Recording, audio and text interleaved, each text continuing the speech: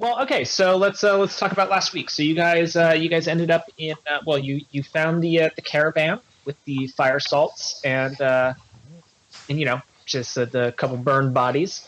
We saw a jackal. You saw a jackal. I don't know it's a jackal though. We were too dumb to know that. Well, yes, that's true. You don't know. Dumb. Well, most of you didn't see it, so you don't even really know what a jackal is. You took that Minotaur's dick and horns. You have to do anything with it. I'm waiting. Bated breath. I need to find a wizard with a vibration spell. It's gonna be great. Yeah, you need make a mace. I'm gonna make the first dildo in Faerun. It's gonna be fantastic. It's gonna be like Saints Row D&D edition. But so you guys you made your way into town. You went out breweries or distilleries. When prestigitated, you went to the Fort Emporium, the general goods store where you met a semi-shady merchant, and you learned from the innkeeper and the townmaster that there are 2 distilleries still operating in town: the Gentle Cud, which is a longtime staple of the region, and the Smoky Bandit, which is a new upstart company. There has been a conflict brewing between the 2 distilleries. Brewing, I get it. That was not intended at all, and I rescind that pun. In fact, that pun comes out of Matthew's bank. That works. It's a general bank of puns, Matthew. So sorry. No, Carlos, you need to roll. You need to roll for puns like that. Oh shit! Okay, sorry. Critical pun. But anyways, so I think that about. I mean, was there anything? Let's see. You met the mercenaries from that were formerly contracted to bring your mysterious employer's what's it called? Goods back to him. And I believe the assessment of the party was that these guys are dicks. We're weirdos. We're a bunch of weirdos. No, they're a bunch dicks. of weirdos. Oh, they were dicks. You guys are a bunch of weirdos. Yeah, I guess so. You wake up, and knowing the information that you know, what do you want to do? Well, and now armed with this really beautiful, picturesque, hyper-photorealistic map that you have. Yes, this map will actually help you decide now that you can see how cool things look. You might want to visit the townmaster again, knowing that it's pitched roof like that. Yeah. and the weird chimney. Yeah, you gotta admire the coolest. you gotta admire the pitched roofs. It's roll to admire roofing. Yeah. I don't think I have knowledge. Roll wisdom saving throw for awe. Yeah, I'll come down and I'll walk out. I'll actually walk out of the inn to that town square. Looks like there's a fountain. I'll just walk over to the fountain and just stroll around. I'll take my grandma. I'll do my walk. Get my walk in. Okay, doing your grandma walk. Yep. Ruben's already looking. So. How early? Since you are an old lady, how early do you get up? Oh, I'm up at 3 a.m. Oh Jesus! Okay, great. No, actually, that's good. That's good. So, what time are you going for this walk? We still slept for 10 hours.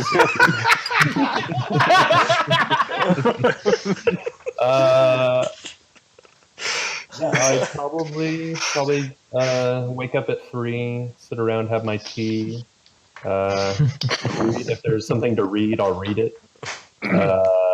I'll invent crosswords to do. You're not smart enough for crosswords. They're going to be like three letters long. Yeah, I still don't believe that you know how to read. It's a word jumble. Yeah. That's just your day to day. That's just how you read. So yeah, probably about 4 a.m. I'll roll out into the town square, go take a stroll around the square. All right. As you pass the Gentle Cud distillery, you can see the lights are on, but low, and kind of they almost look like they're moving around. Can you roll a perception? Yeah. Nope. Womp womp womp. Yeah, that's. You're like, oh, that's normal, Yeah. Cool. and you just keep walking by. She left her glasses in the room. She can't. Yeah. Nothing out of the ordinary tonight. It's just I need to get a chain for these glasses. I keep forgetting. You do see as you pass the Smoky Bandit, like exhausted looking workers headed home. I'll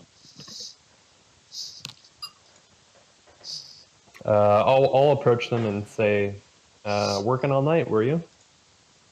You're just like the guy you approach, just kind of like grunts at you and just keeps walking back towards the the little peasant cabins.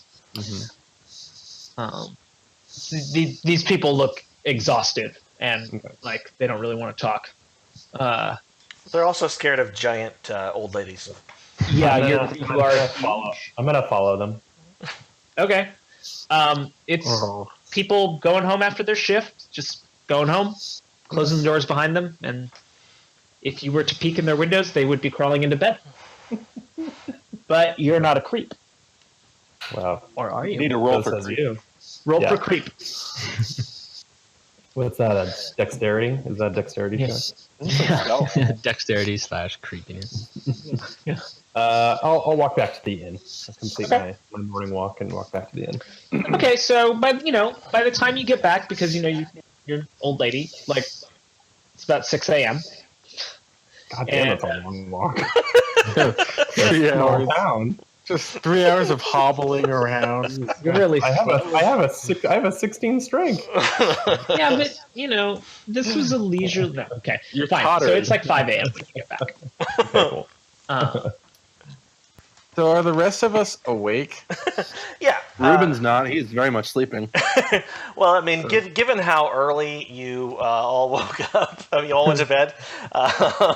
The rest of you wake up, and you see, Gwen has been up for a while now, sitting and drinking her tea and meandering around the bogs. All right. So, why don't you guys discuss amongst yourselves as characters what your plan of action is going to be? So what do we think, boys? What do you want to do? I crack sizzle thing. Right. Head to the blacksmith because we weren't there before. It is one place the bird hasn't seen the inside of. Yes. Well, that's fair enough.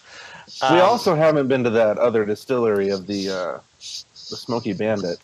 We never talked to to the innkeeper either. I know from my video game experience, you can get information from innkeepers. That's true. Well, you did have an interaction with her.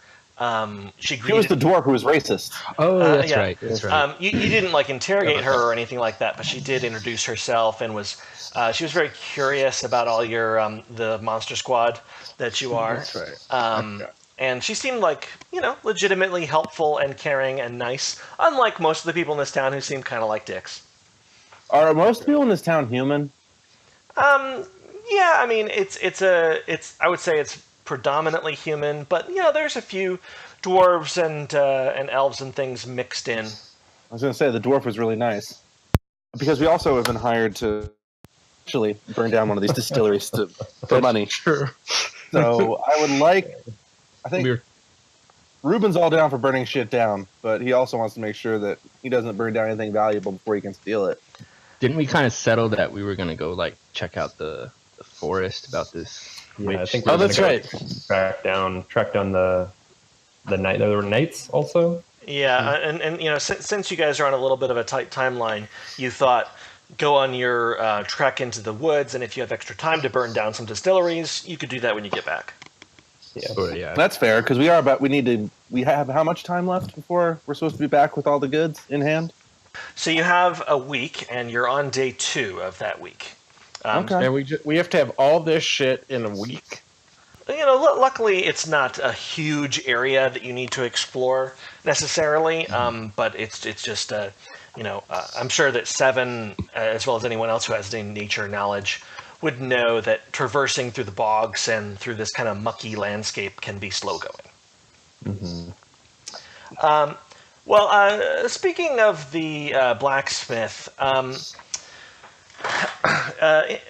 the door to the inn opens up, and you see a youngish woman in her 20s or so, looking kind of tired-eyed and dressed up in kind of, working clothes, but she looks a little bit fancier than the average peasant farmer.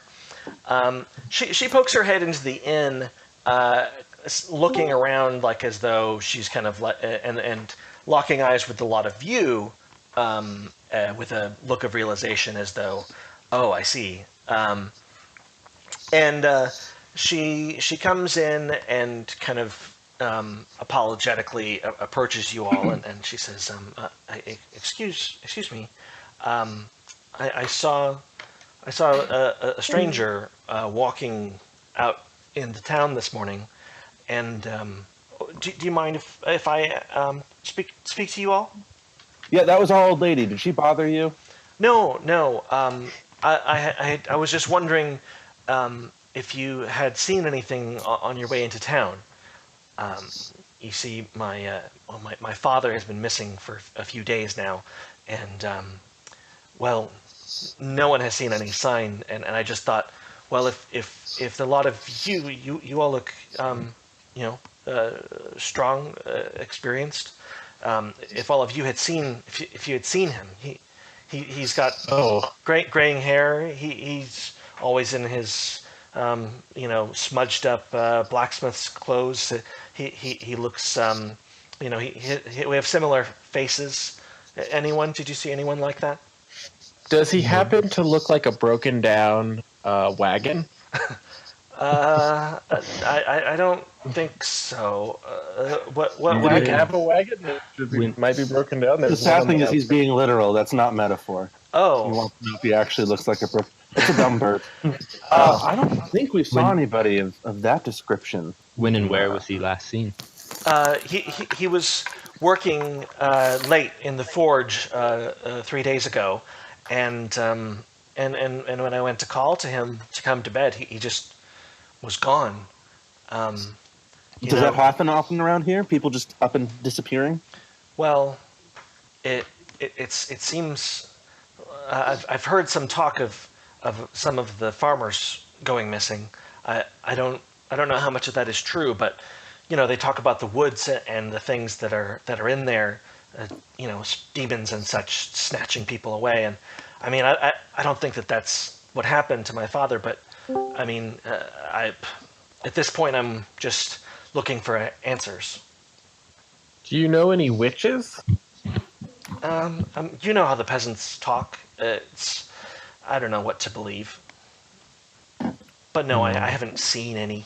But the thing that seems true to me is that it seems like there's been something skulking about at night and around the town, and that a lot of the stories that I've heard sound like that. But like I said, it's hard to tell what's true. Well, we were about to head out into the forest on some other business, so perhaps we could keep an eye out for any sign of him. I would appreciate that. His name is Barham Fletcher. I'm Tawny, like that. I mean, would it be worth taking a look at the blacksmith shop to see if there's any evidence? I mean, that's just Matthew putting his CSI hat on. But, yeah, if any of you are particularly good at investigating, it wouldn't hurt. I mean, I'm good at being investigated. I'm terrible at investigating, but I'm game to try. Yeah, let's give it a shot. Ruben has known that people have found him before by investigating, so it's worth a shot. Yeah, she invites you to come to the blacksmith shop. You see that the shop is all closed down, and there's a little closed note written on the door. Tawny explains that without her father, the blacksmith can't. There's no she's not skillful enough to do any but the simple jobs. So there's really no one here to handle the work. So she said that the last time was kind of out back by the forge, so she takes you out there. So you guys can roll investigation, or I believe that nature handles tracking. What? Wait. Who tried to intimidate the blacksmith? No, I didn't mean to. I'd accidentally put that. It's right next to investigation. I like to think that your bird just starts squawking at it. Like to make puffing it up talk. my. Yeah, Intimidate the forge. That's a forge that won't talk back. Bryant, aren't you our ranger? I would say that Ruben and Crack Sizzle, kind of noticed just the obvious stuff that the blacksmith, doesn't look like it's really been fired up in a few days, but nothing particularly strange looking around here. But Gwen notices that there are a couple of tools that look like they were near the forge, but they were just dropped on the ground suddenly, whereas everything else is like hung up and organized in a fairly nice, orderly manner. Certainly, there's a path of walking and stepping kind of all around the blacksmith, all tangled up in footsteps. It's a little hard to tell what exactly is going on, just because it's a high traffic area. But as when Gwen points that out, that like it looks like someone kind of dropped things suddenly, or maybe moved away quickly. 7 cats around, but you do find some footsteps that lead from the blacksmith to the edge of the river. As you approach there, you see that like all the ground around here is kind of soggy and mushy, and it's pretty easy to leave deep tracks in it if you're not being careful.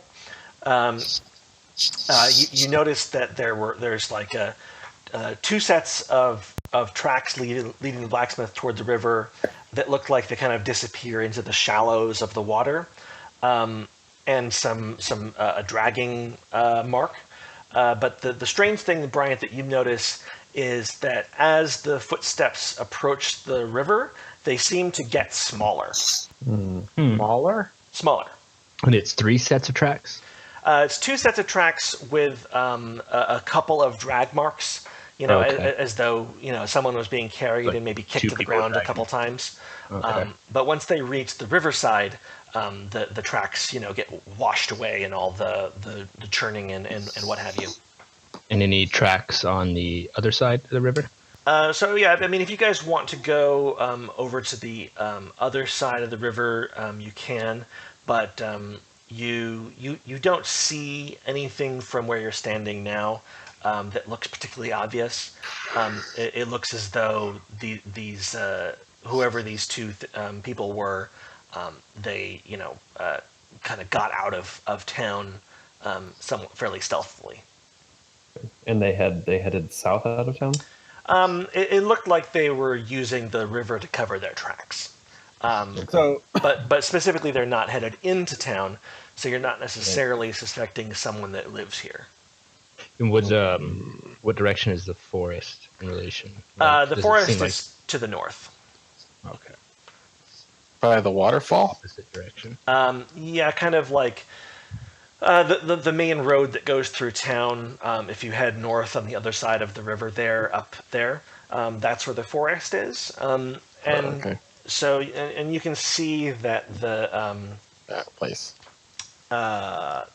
This place. Oh. You can see that up north there, kind of, there's this sort of cliff face that the waterfall is coming down, and there is a clearing that is essentially, surrounds the town, where there's like kind of light foresting, but mostly clear. And at the edge of town, there is just this,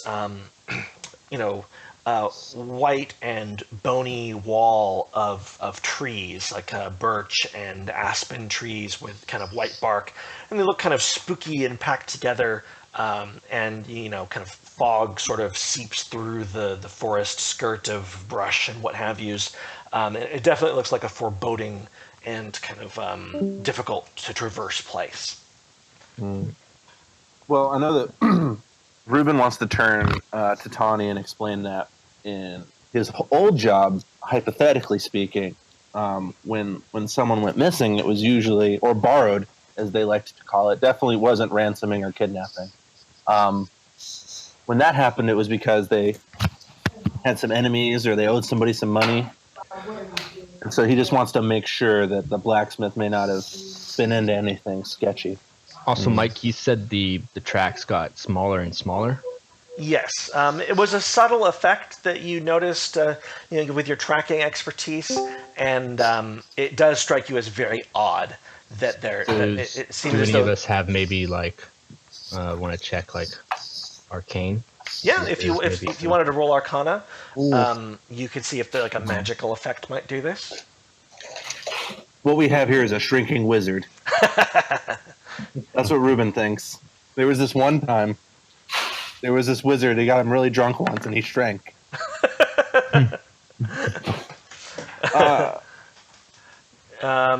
We don't have any wizards in this party, do we? Does anyone actually train in Arcana? Just curious. I am. Wynn's a spellcaster, aren't you? Yeah, Wynn is. Okay. So Gwen and Crack-Sizzle, both of you know that there are a number of different kinds of spells and magical things that could change someone's shape. But this doesn't necessarily. I mean, you're either dealing with some sort of spellcaster, but part of you thinks that given the kind of remote area that you're in, you may actually suspect some kind of shape-changing animal or shape-changing monster that has this. There are a number that have this sort of ability that comes naturally to them, and so if there were some snatchers, they may have the ability to change shape from the nature of their being.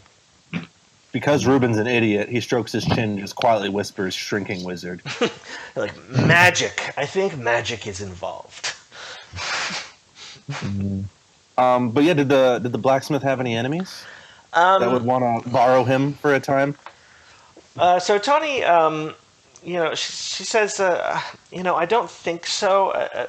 There's certainly been a lot going on with the distilleries, but I mean, not that I'm aware of.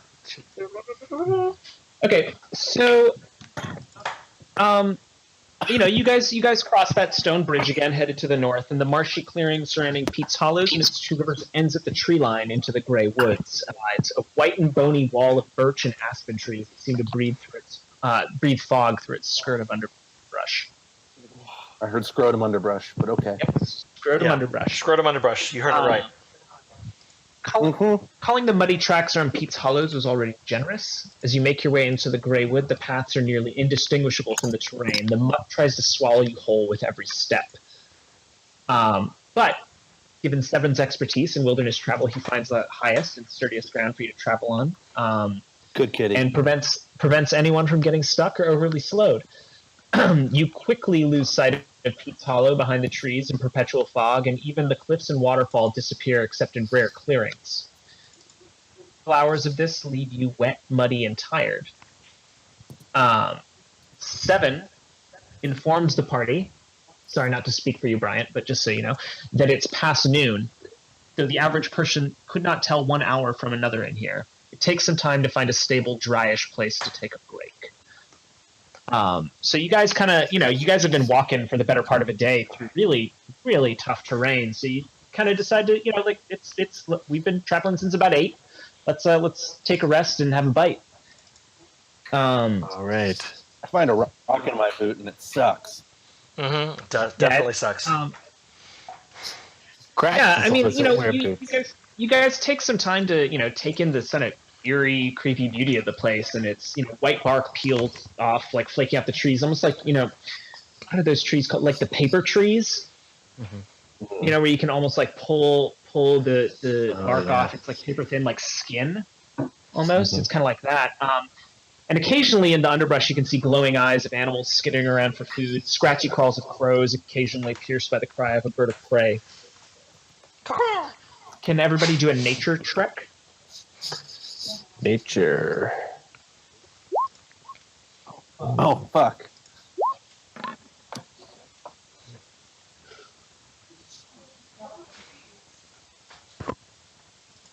Man, you guys are garbage. Yep. I got a 15. Ruben did good. Did you get anything? What did Wait, where did Ruben get it? Oh, I see. Okay, I see. You just took it in the thing. Okay, great. Okay, so you one thing you can see is I guess Brian, the first thing you notice is there is a switchback trail leading up the cliff face on the side of Pete's Tribute, the waterfall, leading up to what you would presume is either the river or lake feeding that waterfall. And Matthew, looking around, you actually notice the tracks of 5 humanoids in heavy gear and a couple pack mules headed toward the base of the cliff. I think we found our knights, boys. And Gwen and I noticed trees. Yeah, but Brian, Ooh, you can ascertain that you'll get to the cliff by about nightfall. Okay. And I can also tell, like from the tracks, like how large there are, their exact numbers, and how long ago they passed through the area. So, Is a spell for that? no, it's just my. It's a ranger thing. Just a really good kitty. They came by earlier today.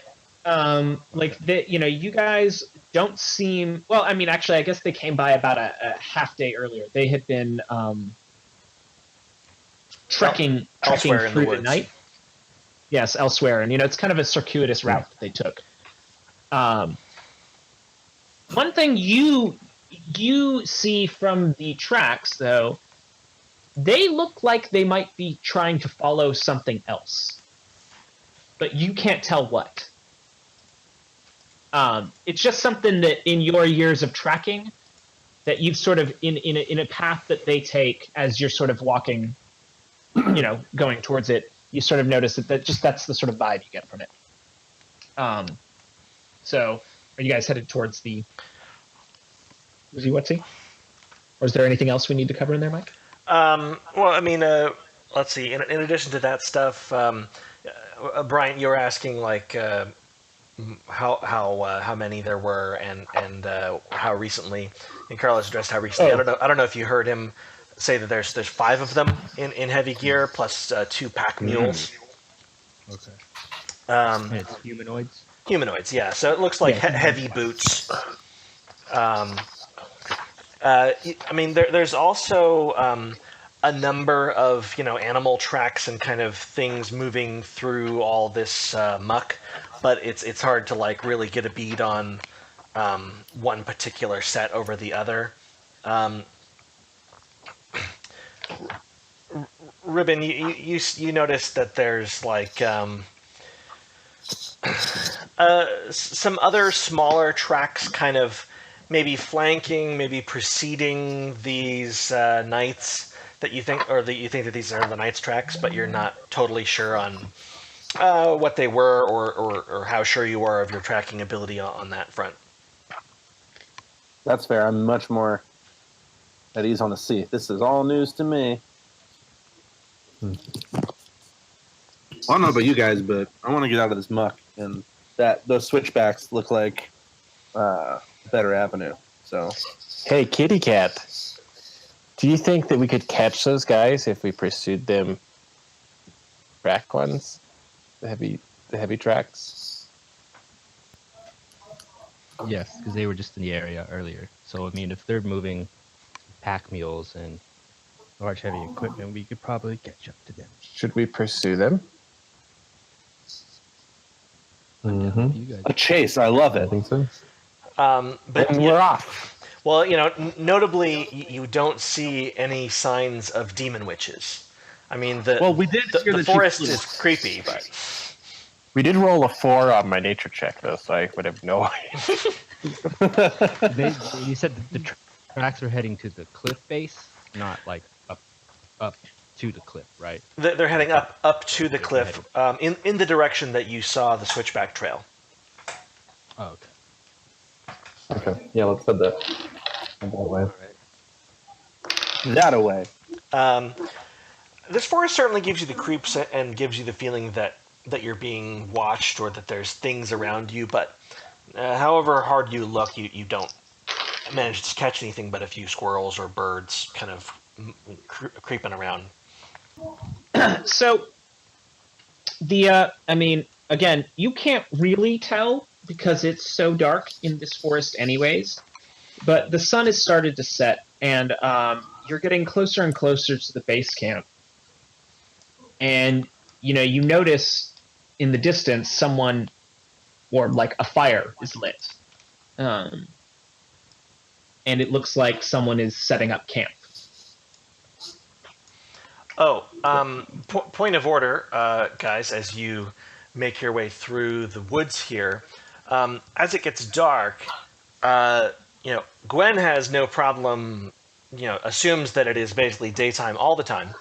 But but Reuben and Crack Sizzle, however, don't have dark vision. So you have to decide if you want to have torches and lamps lit or just stumble along behind your better sighted allies. I mean, I know Ruben's not big on like giving away positions when we don't know who we're about to meet, so he's probably fine stumbling around in the dark. Yeah, I think Crack Sizzle has really high athletics. Uh-huh. So I would just pursue. Yeah, and I think when you're I'd hang out blinded or in the dark, it just puts you at disadvantage on rolls, right? That involve like anything sight related. Okay, Hold so on to I will hold on move to you my- guys to the forest. Hold on to my belt loop. Yeah. Got my belt loop. Who's touching my tail? Wait, do dragons have tails? All right. You got a tail. Yeah, I got a tail. Okay. Who's touching my tail? Just hold on to my tail, guys. So we see like basically a campfire up ahead, right? Yep. Except they should be on the other side, shouldn't they? Or no? I see blackness. However, I was looking at the line of sight and it confused me for a second because I was like, I thought that was the light from the campfire. yep, it is growing dark, and only in the far distance can you see the dim light of a campfire. Reuben and Crack Sizzle are holding on to the coattails of their allies. But if you scroll down to the south, you'll see a campfire. So you're not too far from the cliff base, and this is kind of the rare clearing with high and hard enough ground to support a camp. And lo and behold, that's where the knights have set up camp. So as you can hear them kind of speaking in hushed tones in common, and before you totally make out them, you can see like kind of the firelight being reflected in various directions by shiny surfaces, and you see there these four people in heavy plate mail armor kind of in the distance. Gwen probably sees them first because she has crazy eyesight. Gwen, paint me a word picture. These four heavily armored men, I'm assuming. And then is there a fifth with them? So you see one of the knights is decidedly older, more decorated, and more scarred than the others. You're guessing that that's their leader. You see that the other knights, some of them have taken off their helmets or various pieces of armor. There's one, there's two of them are women, but they're all very like hardy-looking adventurer types. But something about them is kind of like not quite right. And you see one of the men sitting by the campfire. He is like very dedicatedly scrubbing his plate, and you realize that they're all clean, that they've all like cleaned all their armor. And when you look at your compatriots, you guys are like mud bedraggled creatures that like look like you've been like laying in a swamp. Because you have been. And the fact that they've taken the time. Well, Yeah. sorry, a bog. Yeah, the fact that they've taken their time. But by the time you guys see this campfire in the distance and the shapes of them in the distance, you kind of have to make a decision as to whether you want to approach them openly or whether you're going to try to hide or whether you want to avoid them. So it's up to you guys as to how you want to proceed. Well, we should probably maybe try and someone who's a bit stealthier to get a little I'm closer fine here with in the it. dark. I'm pretty. Yeah. Yeah, I'm still. I'm pretty sneaky. Yeah, whoever can get up there without being heard or seen, and maybe get an ear to what they're. If we can hear Right. what they're if they're I'm talking. yeah, I mean, I'd say either me or Crack Sizzle can. That was who was saying that. Yeah. Right. Me, Crack Sizzle, I can do it. I can replicate all of their conversation for us.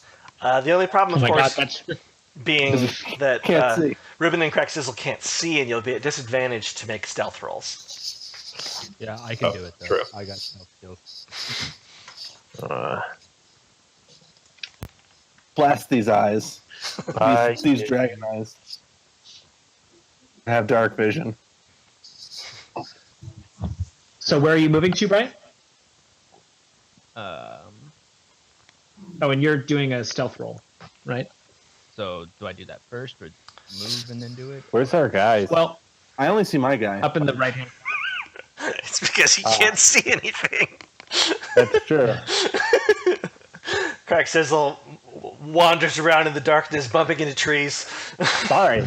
Excuse me. Sorry. Like, all movements are canon. No, but seriously, all I see is my dude. Is that by design? Yeah, well, if you scroll down, Yeah. you'll see the fire. No, I see the fire, but it's just my icon. I don't see any of the other parties' icons. Just Right. just Ruben. Right. Because we're blind as a bat. Because you're totally Got blind. I wasn't sure what this No! engine. Yeah. Yeah, so basically Seven Roots and Gwen both have essentially a light source that only they can see. It is part of their vision, basically. Yeah, we see more of the map than y'all. Yeah. Got it. And Ryan essentially lives in a different world than you guys. Ryan, I don't know if you want to describe what the terrain looks like to you.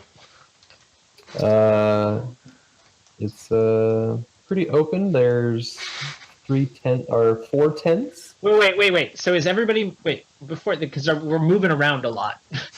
So like, are you actually moving to those places? Because then, No. like Ryan, you got to make a stealth roll. We were attached to Ryan walking around. So What's he dragging us? Crack Sizzle would be Okay, right. so on- but only 7 is moving up, right? So let's make that stealth Seven is roll. moving up, yes. So I need to make a stealth roll. Yeah.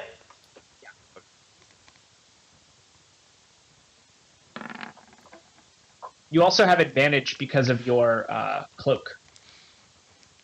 Oh, that's right. And you're in the darkness. Double advantage. So I rolled 3 times or Just No, twice. just yeah. Oh, well, that one's go. better.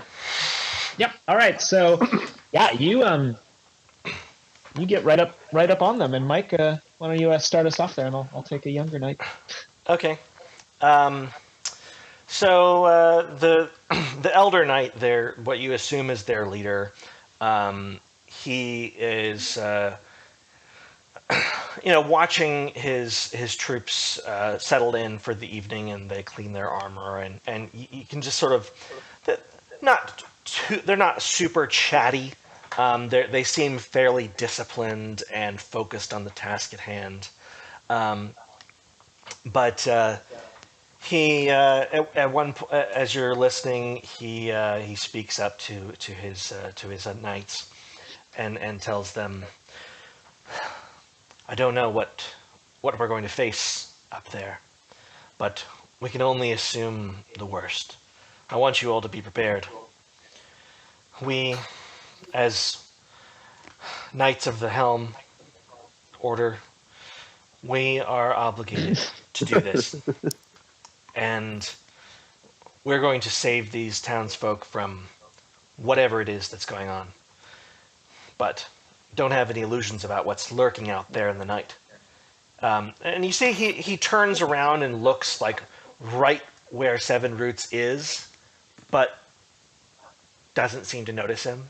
And he seems just on edge and very much like prepared for action and prepared for something bad to happen.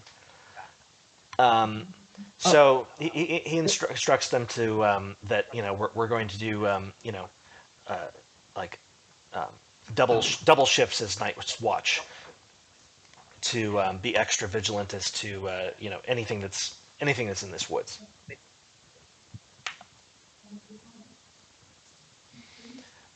You also notice that they're very well equipped with long swords and shields, and their tents look pretty nice, and they have like a good amount of supplies and things, and they wear this sigil on them. What? Too. Full plate mail is expensive. Yes. Like, these guys Very well are. equipped. Yeah.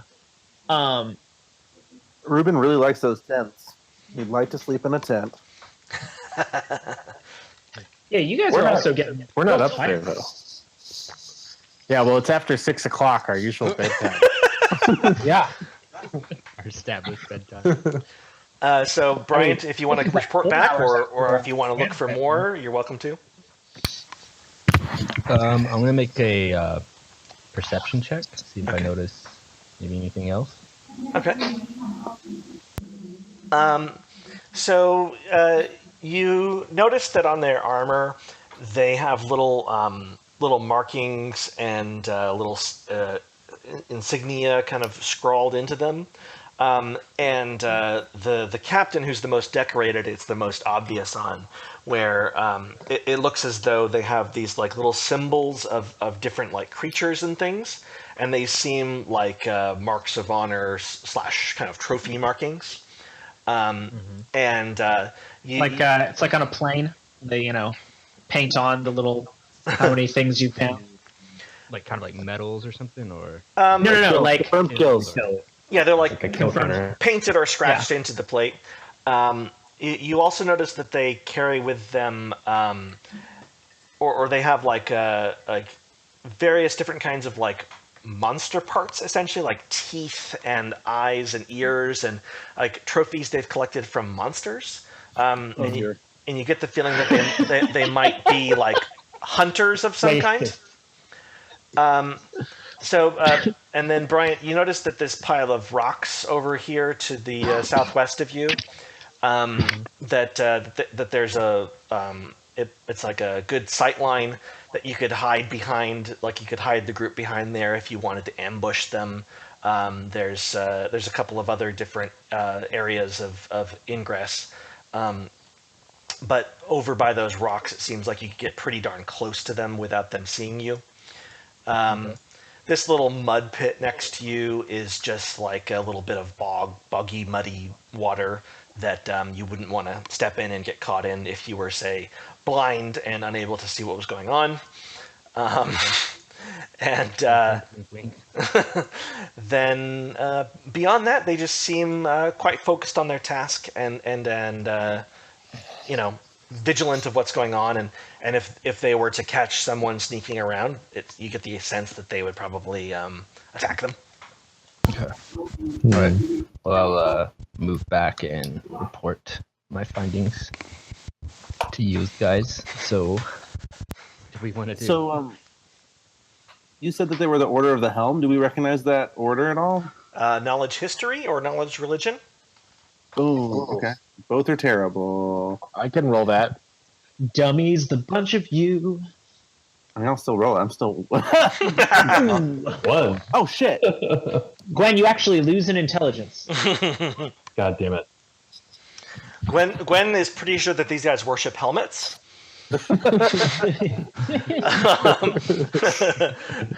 Ruben and Crack Sizzle, you guys know that in Faerun, Helm is the god of like the protector god, basically, and that these guys are part of this religion. So you think that they're like either paladins or religiously affiliated knights who are sworn to protect the innocent. And like wipe out evil in the world, and they're like a very kind of militant but good organization, essentially. I think Ruben has run into some of them as like guards on ships before. They're like lawful good fascists. Yeah, Yeah. they didn't like my coworkers very much. Crack Sizzle is an acolyte and can communicate with people of faith a lot easier. But isn't it people of the same faith as you? What faith? Oh, what is faith? Is Crack Sizzle? Where's my hand? These kinds of people tried to murder Ruben before, so he's not very excited to find fascist lawful goods in the wood. Well, and given that you are Monster Squad, you have a little bit of hesitation. Oh no, for sure. As a dragon, yes. I recognize some of those teeth that he was talking about. Yeah, knights and dragons. Famous enemies. Like Ruben definitely is like massaging his neck, like, ooh. But then again, they are a lawful good order and hypothetically honorable, even if racist. Yeah, it's those who share your faith. So, I don't know. I imagine you worship some weird Kenku god. Okay, not the helmet. I mean, I don't know. Maybe you worship Helm. That's up to you. No. Yeah, these guys are giant buzzkills, so tread lightly. But you should at some point Decide on my. Yeah, go in in the deities and demigods in the back section. There's gods of favor and stuff. See who you worship. Anyways, continue. Yeah, I don't know, man. Ruben might be cool out here in the dark. Just dancing right here. Well, so the thing you notice is they're camped fairly close to the cliff's edge, but you could skirt around them if you wanted to. Yeah, I say we just leave them to spend the night and whatever they're doing, and we just keep heading up. Yeah, man, we'll get the payday before they do if they're just going to waste their time sleeping. I mean, you guys probably should eventually sleep as well. Sleep's for humans. I don't need to sleep. And hungover dragons. So do you guys want to attempt the Razor's Edge switchback cliff trail in the darkness? God. Well, I do. Yeah, Gwen's like, bring it. It's daytime. What It's darkness? daytime. What are you guys talking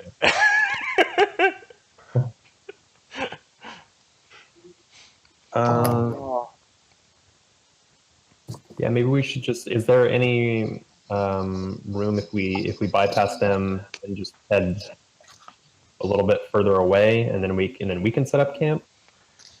Yeah. No, I think it's like they're camped close enough to the bottom where you could sneak by, but if you set up camp anywhere nearby, they would see you, or you'd be further away than them. Okay. Yeah, I mean, you'd have to be kind of stealthy about your camping and not have a fire and kind of rough it. Right. You could hypothetically stealth out. The stealth skill includes like hiding things. So if you guys all kind of hunkered down and then whoever has good stealth, they could conceal you guys from sight. Yeah. Yeah, I say we just. I mean, there's also something to just following them and letting them fall into whatever they're chasing first. And they could take the brunt of it, and we can just swoop in. Yeah. They are professionals.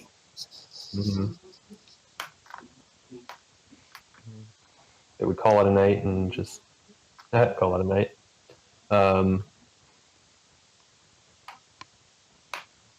Just wait until the morning. Keep them within sort of.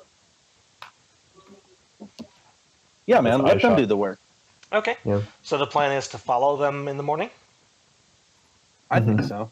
I like that plan. Okay. Ruben approves of this plan. Crack Sizzle approves. I can't see anything, so this is not very fun. Okay. So you guys can make your ways a little way away. Pick somebody, probably Seven Roots, to conceal you all, conceal your camp. But if someone wants to help him, you can. How does he cover us in leaves and shit? It's up to him. And muck. Just He covers us in sand. Oh, I hate that. It's a litter box. It's all in my feathers. Yeah. Do I have to like actually do something? Um, Or... Well, So- you should so- describe what you're doing, and then we'll. Yeah. If you describe something really well, then we can give you advantage on it. Like if you have a good plan, you can just say, "I put some leaves on them," and try to camouflage them, and yeah, we can just roll a stealth roll. But if you have an idea about how you might want to camouflage them, the more you give us, the more we can do with it. Combine some leaves and dirt and mud and stuff, and Just get even more mucky than we already are. yeah, just cover you guys. You're, so in- you're gonna Oh, you're gonna you're gonna you're gonna Arnold Schwarzenegger the whole party. Mhm. Oh, it's gonna take forever to clean my scales. All right, so you guys you hunker down in the Uh, leaves and the dirt and the mud and the gross. So go ahead and make a stealth check, Brian. Oh yeah. And also Sam, because Sam said he was helping. Yeah, you want to assist Sam? Yes. Yes, I nervously. That does it. Okay, so you guys Cool. stay quite a ways away from the knights, but conceal your camp very well, and you'll know when they start moving, and you can keep them somewhat in sight, and you kind of know where they're going. Perfect. Cool. Okay. So, the morning quickly approaches, and it's still pretty dim underneath the canopy. But as you guys are starting to wake up, you hear the knights already leaving. Like they have their whole camp packed, and they're ready to go. And they're a few steps ahead of you in terms of getting to the cliff face. So Right where what do we you guys do? want them. That is where they want them. Yeah. Yep. Yeah, let's. So what do you? Start following them. You gonna follow? Are you gonna try to follow? Yeah, Them? right. All right. So everybody roll yourself. What? I assume you're gonna try and follow them without being seen. Oh yeah, I'm sneaking. Fuck. Like a leaf? Oh, like a leaf. I travel. Yeah, that's enough. Yeah. You guys Yeah, I'd say are, keeping your distance and just moving through the woods. The woods, give you quite a bit of benefit in this regard. We are the woods. Yeah, you look like the woods, especially after last night. You got covered in cat mud. Do the knights? so- Do they have the pack mules with them? Yeah. They do. Okay. And Okay, cool. they, you see them starting to head up the that switchback cliff face, and they have the lead knight is taking point, followed by what you would assume is his second in command, and then a pack mule, one more knight, a pack mule, and the last two. So they're headed up. What do you do? I don't know. Is that the only way up? Keep following? As far as you can see, it's the only way up. I mean, it's a pretty steep cliff. Okay. There's not really. It didn't seem any other feasible way to climb it. Yeah, I'd say let's keep heading up. Keep on doing what we're doing. Keep on keeping on. Okay. Yep. So why doesn't everybody make an athletics check? Wait, we're scaling the cliff? You're following a this very is to narrow pathway up the cliff. It's a very narrow, very steep pathway. It's like a really tough hike. Oh, okay. So Gwen and Crack, you guys are doing fine, but Seven and started to fall behind. So you can either kind of keep pace with the knights, or you can stay with your group. And it's early in the morning? Uh huh. Yeah. I have pretty high stealth. I think that we'd lose them if we don't keep up with them. I mean, you guys have a long way it's to really go up the cliff face, so you'll have a few. We'll catch up. Yeah. Well, there's chance. So it's up to you. I mean, you can have one person go. It's whatever you want to do. If you want to keep pace, you can keep sight on them. Let's stay together. So we'll sort of slow down to allow our buddies to not lag behind. We'll slow down with them. Okay, cool. So because you slow down, you lose sight of them, but they also lose sight of you. So you don't really have to be as stealthy until you get a little bit closer. So why don't you guys make another athletics check? It's you've done about 3 turns going up, and from what you gathered, there were about 8 or 9 big switchbacks going up. There we go. Flip flopped. Yep. All right. Well, now crack has started to get a little. It's actually reversed now. Yep. Gwen and crack have started to get a little winded, and the rest of you are starting to move forward. You've caught sight of the caravan, so you feel like you could catch up again if you hoofed it. I'm gonna try. But, okay. So 7, are you gonna stay with the group, or are you gonna kind of hoof it? And I'm only giving that the option to the 2 of you that succeed at that check.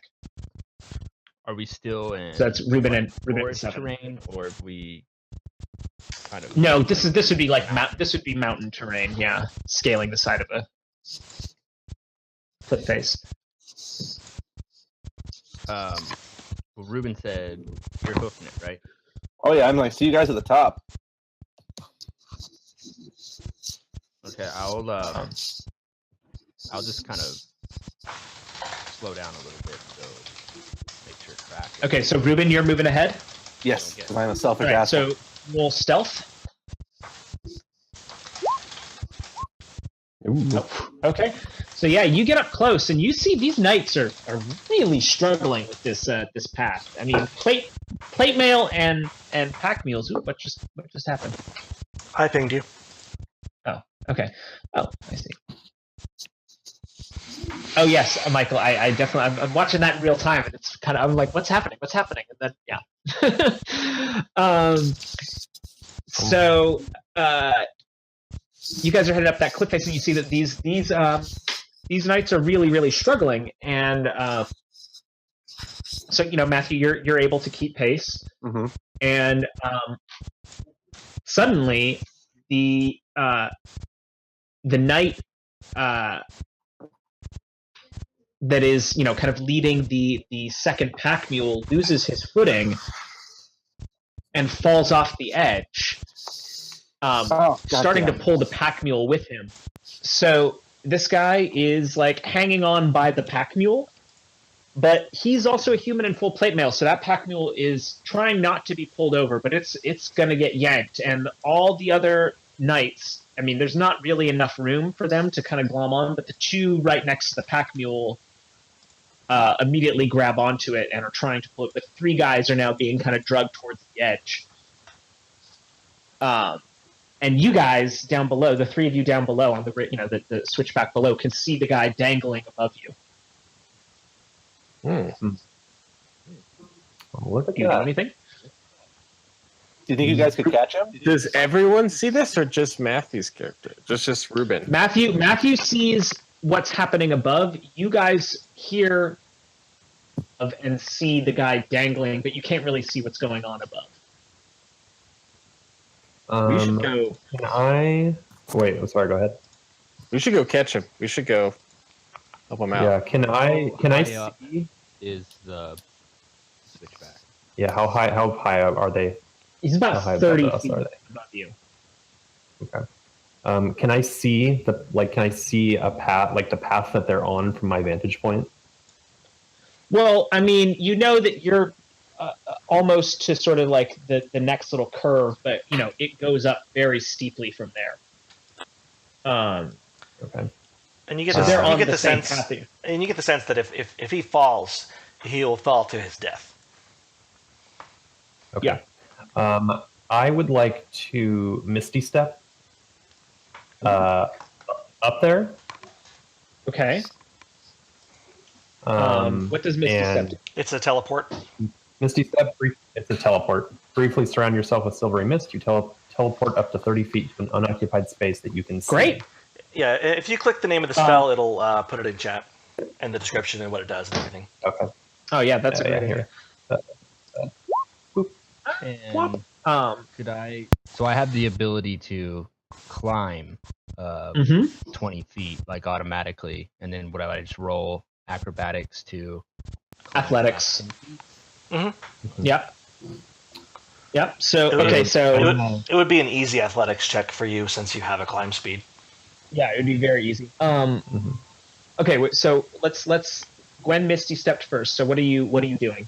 I'm gonna Misty Step up there, and I'm gonna grab onto the knight that's sort of dangling.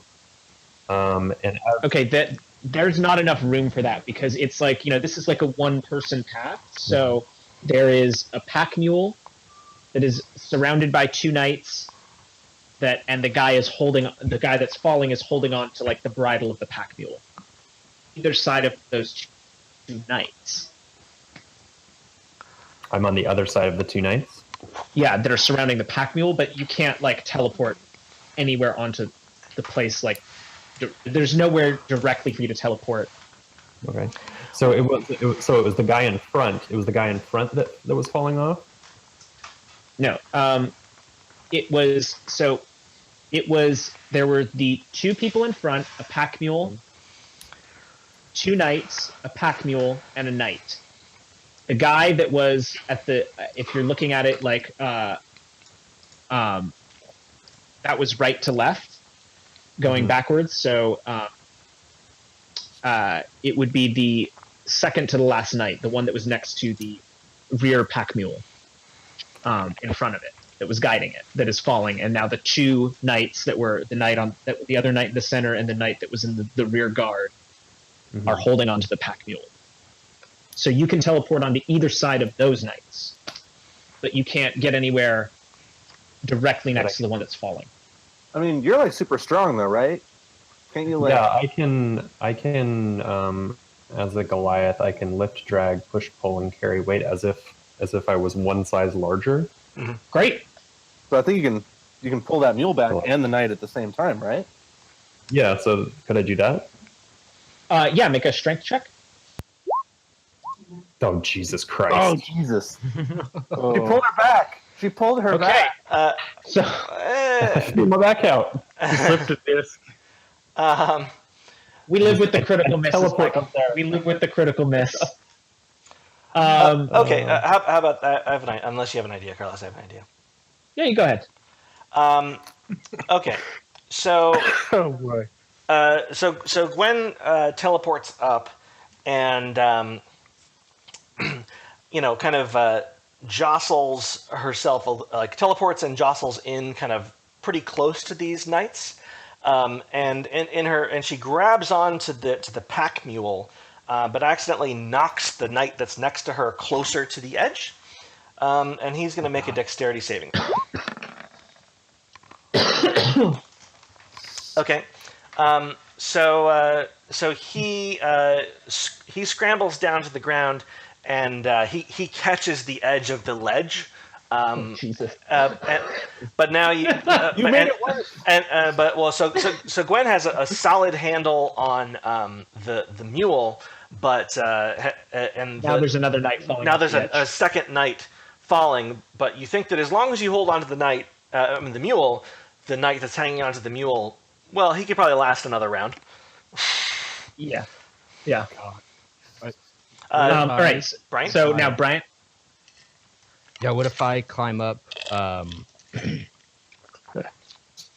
like 20 feet like below them and maybe try to help push like one of them up? Well, since they're since the path is about 30 feet above you, if you climb 20 feet up, you'll be right near their feet. So yeah, so I think that if you climbed up 30 feet, you could support them from below or take some other action to help out. Or I think you could, with the climb speed and a successful athletics check, make it all the way up there and to try and pull. Mm-hmm. Would you say, Mike, or would you, because climb speed is only 20 feet? Do you have like an adventurer's pack with like any like rope or anything? Because I Here, have we'll let let Bryant finish that, and then we'll go to you, Matthew. All right. Yeah. So I'll There, but yeah, yeah, that's fine. because you have cat claws. Look at kitty claws. and then so I made him make a acrobatics check. Athletics to climb to finish. If you want to get over the edge, otherwise you can climb up The 20 last feet, no 10 problem. feet. Okay. Yeah.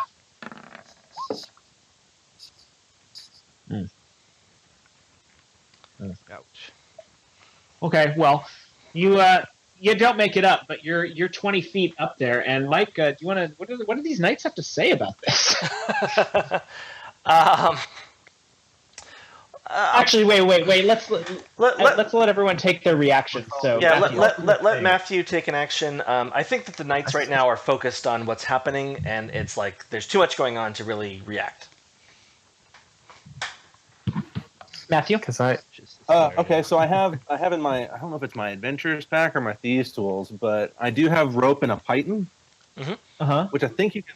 If I understand how a python works, like it should be able to just grab one, feed some rope through it, and then shove it into the rock. Yeah, you need to make a strength Like check an for anchor? that, but yeah.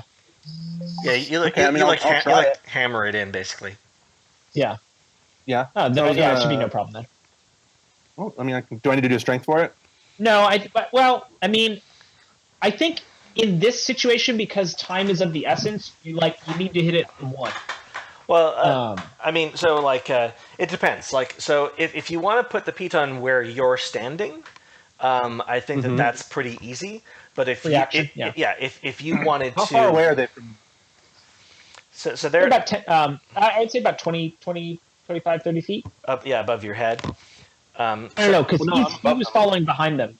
He was stealthily following behind them, so he's on the same trail as them. Yeah, I mean, So he's about So basically, when I'm trying to, I mean, you're about 20 feet behind him. So you could move up to them in one movement and take your action. okay. I mean, I was basically gonna try to get an anchor and then rush with the rope and then grab the guy, and try to get the rope around him. Like, But I don't know how many moves that would be. wait, are you saying like you want to do like a swashbuckling, like run along the wall, Uncharted style move? Is that what you're saying that you want to do? I am. Yeah. Okay. Now, really describe what you're doing here, Matthew, because you're. All right. you're a So swashbuckler. I, This is- swinging on ropes and shit is your thing. yeah, no. So I'm like, do not be alarmed. We're professionals. right across. Giving away my position. And so I'm rushing down towards them. I shove the python into the rock, and I'm feeding the rope through it. And I sort of slide down across the cliff face, and I'm trying to like scoop up the way that it makes it sound is that the lead knight is in a more precarious position, correct? He's about to go over, or is he going to be fine but if he holds on? the lead knight, the knight. Yes, the knight that Gwen just knocked off is in the more precarious position, but you would have to go through the first knight and probably over Bryant's head to get to that knight. Well, I should just go for the one I can get then, and hope that Gwen can pull the knight and the mule up at the same time the next round. Okay, so what are you doing now? You're jumping off and then I'm jumping what- off. what- what are you doing? I'm sliding down. I'm just trying to figure out in my head how the cliff looks. But yeah, no, I shove the python in, feed the rope through, and sort of leap over, and I'm swinging to grab the knight by the. I'm assuming he has a belt. All right, roll acrobatics. Yeah, that's definitely acrobatics. Oh fuck! You guys. So you whiff that swing. You make an impressive show of things, but then you just swing right by him. Right past him. right past him, and then you swing right back into the cliff face. But you don't take any damage. It was, you know how to land at the very You start. you hear like at the beginning of a swear that gets cut off. Because Yeah, you don't hurt yourself, but you're not really in any position to help anyone now. You're just hanging from a rope. Nope. Now I'm on a rope. I Okay. really wish you would have So- yelled, "Hey, you guys!" before you did all that.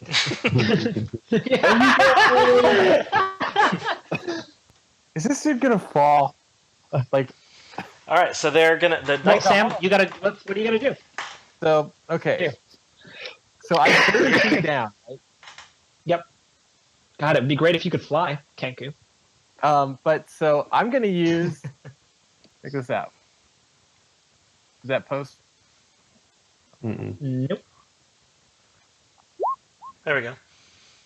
Okay. I'm going to spend a key point, and I'm going to jump. Oh. I'm gonna try and snag him off the cliff. Oh. Okay. So what I You think could delay your action, Sam. yeah, I'm if you gonna would- delay my action. So I'm gonna position myself like under him, and Okay. I'm ready to jump and catch him and use slow fall. You motherfucker, you hollow bird bone ass, gonna catch a full-grown man in plate mail dropping on you? I have a bunch of You're gonna monks. die. I have a bunch of monks. that go, He has the roids for it. All So right. it's like a cartoon. though. Like I'm underneath him, like I'll catch you. So just I'll like- catch you. Yeah, holding your arms out. Okay. All right. Wings. So you're delaying your action. Mike, do you want to roll strength check for our hanging dudes? Yep. I think our one guy should have advantage because he has a pack mule and Gwen. Gwen helping. Okay, so our first guy, he is going to roll and has advantage, so yeah, he's totally fine. And then our second guy, who is dangling, he is going to roll, and he gets 15. So he's holding on there, but he doesn't have too much longer to go. Okay. How close is my rope to them at this point? Because I think I slipped past the first guy. No. You just swung past him and then swung back. So you're basically hanging straight down from where you were, where you jumped off. So maybe like 15 feet away. Okay, so while Gwen is holding the can you roll another strength check for me, Mike? Yes. For a night? For the other knight. Yeah, for the other knight that's holding on to the pack mule with Gwen. 14? Okay, so while Gwen holds the pack mule, the other knight scrambles down and gives a hand to the knight that was holding onto the pack mule and helps pull him up. Yeah, take their- so I think that with everyone's assistance, so such as it is, people are on more solid footing. We have a rope now. We have Tabaxi cat clawing up against the wall to help. Gwen is up there to help. We have more knights to help. They're in a more stable so no situation. one dies. So they pull the last knight up onto the ledge, and people settle in because it's a very narrow ledge, and the crowding. Everyone has to kind of like sort themselves so that they're not crowding up against the edge. And at that time, the knight captain he just says, "What the fuck is going on? Who You're are you welcome. people?" Yeah, you're welcome. You're very welcome. We were ready to catch you. He says, If it worked for us. I don't know. I don't know if that's what that was, but fair enough. We appreciate the help. Now, what are you doing here? All right, let's before we get into too much of a conversation, let's get to more stable ground, and then we I can need we to- can talk about it. I'm like hanging off the side of the cliff still, so I need Yeah. to. I'm hoping someone's pulled me up by this point. Yeah, I'll grab the rope and yank him up in Still has one to swing. run all the way up to the. He has to go up the switchback. All right. With all due respect, Sir Heron, I don't want to walk up this trail with these monsters at my back. One of the Agreed. knights. All right, you strangers. Gather your things, keep a safe distance, and we'll discuss things when we get to the top of this cliff. Sir, I think they should march in front of us. I mean, we would if you weren't so big and taking up all of the space. How do you jostling people propose we past get us? past you? It's not going to work. Just let them. Just keep your distance, and knights form up. Watch your footing, all right? You're making us all look foolish. And and he takes the lead again. Are you prestidigitating?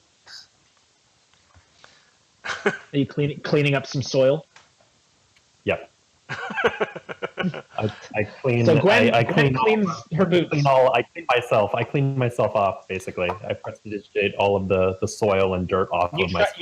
You try to prestidigitate Matthew, but he dexterity saves and he continues to be dirty. My whole thing was I was about to trip backwards and I just caught myself. Oh, okay. Thank you for volunteering this unfortunate thing that would happen to you. That's just sparing me and Michael having to do it. All right. So once the knights are out of earshot, you all kind of exchange looks and have a chance to converse if you wish, or just carry on. So, be honest though, how cool did I look right up until I fucked that up? So cool. I mean, it was pretty cool. I'm gonna nail it next time, guys. I You were promise. like a flying 5 out of 10. dragon. Okay, room for improvement. I admit that. That's fair. I'm gonna workshop this. Just you wait. I want to ask the knight who called us monsters. I want to say, hey, why are we the monsters? What about you? Look at your weird smooth skin. It's pretty weird. They're a little ways down the path from you at this point, but It's like you saying it to nothing. It's just I kind of pat her on the back of my head. So you guys, the other three of you just They're the see bunch of Gwen weirdos. looking at where the knights were, saying this kind of insult. well, the knights look over their shoulders at you all, but they don't engage at this point. So We're ahead of them now, or they're ahead? no, they're you're behind them. They're ahead of us. So yeah, all right. So for this last slide, Can I do a retroactive sleight of hand to see if I had stolen anything from one of them? no. Damn it. Okay, and as you One guys, more athletics check to get him to the top. if you want, yeah. One more athletics check. Okay. This is a long road. A lonely road of broken dreams. Nice. Okay. Well, all we're gonna say is that you don't entirely keep pace with the knights. Like they definitely doubled down, not wanting to be anywhere near you, and really got up there in a hurry. After almost falling off that cliff, you can imagine they want to spend as little time there as possible. All right, so you guys climb the rest of the way, and you guys you find yourself on the windswept, jagged cliffs above Pete's Hollow. So is this Pete's Peak at this point? What? What is the name of the peak? Well, Pete's Tribute is the name of the waterfall. There's not really a name for the cliffs. Okay. That you know of. But as you get to the top of the cliffs, you see Sir Heron and his cadre of knights waiting for you. A tumbleweed blows past. Combat ready? No, well, they have their hands on their swords, but they are not they're in more of a defensive position. Yeah, they're not threatening, but they are ready if need be. So what do you guys do? I'll step forward and say, "Well met, Sir Heron. Glad to see you on a bit more stable footing now." What up? I was like, what is that, Mike? What is happening? Oh my god! What is this horrible creature? Oh my god! Damn it! Pack mules. It's an ambush. I see that now. Right? Will you, Sir Heron? I will. All right. Listen, strangers. This is surprising to all of us. Why don't you tell us who you are and what you're doing here? And perhaps it'll put myself and my men at ease. Unless, of course, you have other intentions for us, though I don't see why you would clumsily, but still try to help us. You hear Reuben cough heroically.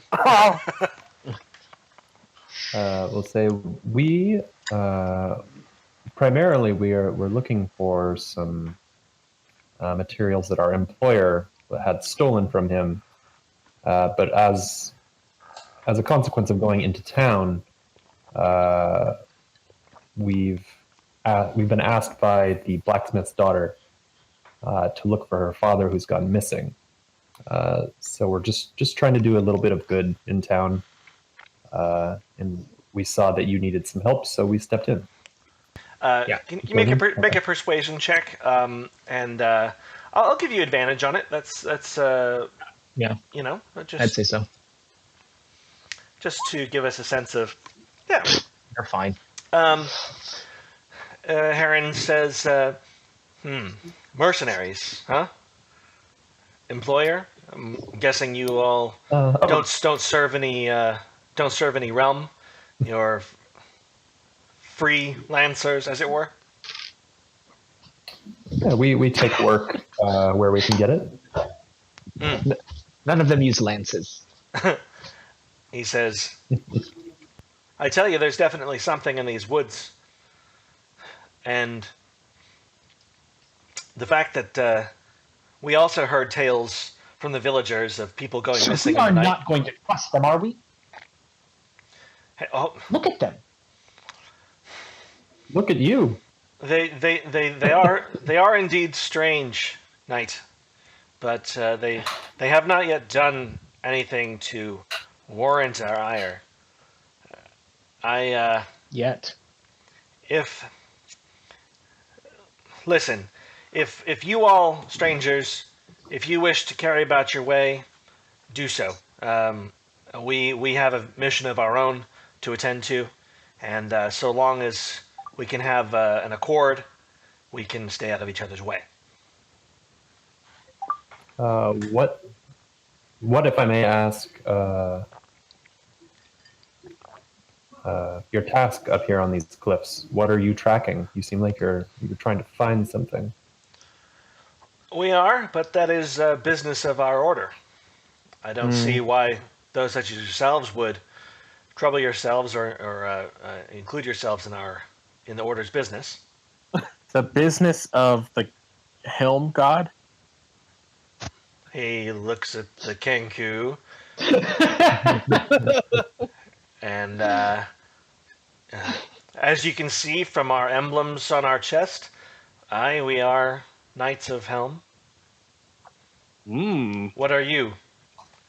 I am a monk of the Order of... He flips through his Bible. I flip through my Bible that I bust out. Fantasy Bible? The back of my Bible. Reuben just rubs his eyes like, oh no. And then I go... I'll ask them and be like, when we were coming into the town, we saw a ruined wagon with some bodies. Do you have any knowledge of what happened with those travelers? No, it must have happened after we came into town. We, though we have been tracking a number of thefts recently, and it doesn't surprise me that if there were valuables on that wagon, that they might have been taken. A flying witch and or tiny wizard, were they? I don't believe so, no. It's Tritherian. Tritherian is my god. The god of liberty and retribution. Liberty What? and Who is it? retribution? Tritherian. the god of liberty and retribution. That's in the Forgotten No. Realms. No, he's a Greyhawk gods. deity. Hmm.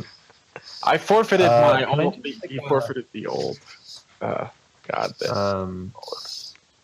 Can I do like an insight check to see if if I think that they're being truthful? Sure. And Sam, if you want to, make a religious case, you're welcome to roll religion. I shall. As far as hey, our gods aren't so different. We're on the same side, buddy. Or I don't know. I mean, maybe that's not the moral of the story you want to tell. You can tell whatever story you want. I am Elder Kenku. I'm good at making a religion check. Yeah, Ryan, you're not too sure. These guys are pretty guarded. Oh, I feel like, Sam, a good god for monks would be Ilmater, the god of endurance. Hands bound at the wrist with the red cord, their symbol. But I don't know. Sam, No, what kind of case do you want to make to this guy? Listen, we're both on holy quests, and based on how well you're armed, you're ready to rumble. Ruben sort of snorts a little bit quietly into his own claw.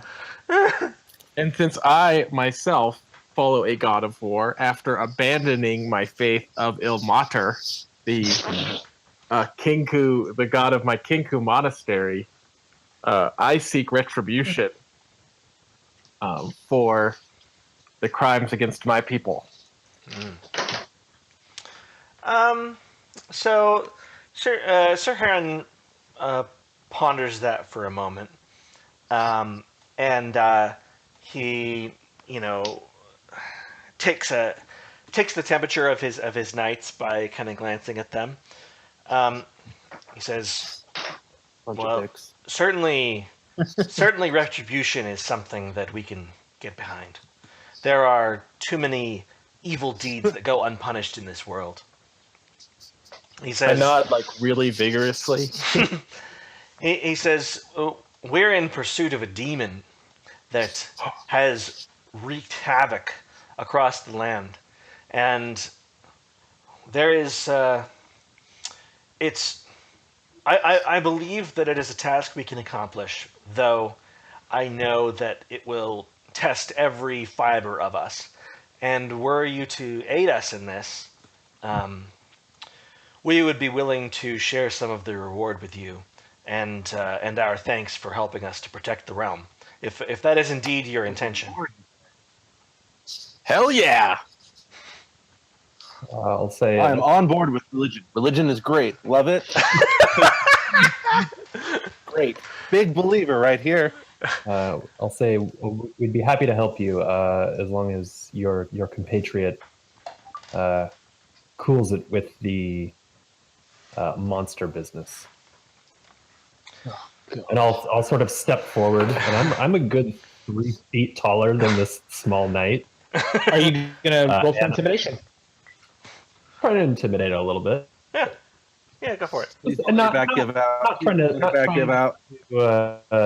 trying to scare, but just trying to sort of puff my chest out a little bit. In the words of every moke ever, you say, "What?" What? Howley. The knight, he definitely blinks, but doesn't exactly shake in his boots. Right. The captain holds out his hand in front of his knight and says, "They follow my orders.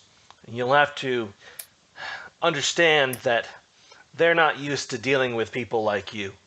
I've seen a lot of things, a lot of people, a lot of creatures in my time, and I know that things aren't always as they seem." Well, So do we pray now or do we murder? He says, "We are searching for a servant of the demon Grazd, a vile creature who seeks only wealth, excess, and pleasure. And it has been on a quest to consume and steal valuables across our realm. and this Sounds like my kind of demon. this servant needs to be wiped out. We believe that she may be responsible for some of the disruptions in the town, though perhaps not all, and we seek to end her. There is a sizable bounty for her head, and we believe that this creature is hunting down a treasure in the area. Her servants are vile creatures, abomination shapeshifters.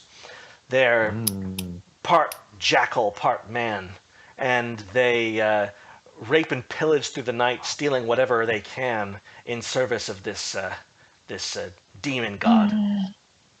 Okay, not as Where, cool Jack? as I originally thought. But yeah, we would be pleased to assist you in your quest. And I'll pull out the note from Say that has the 200, list. 200 gold.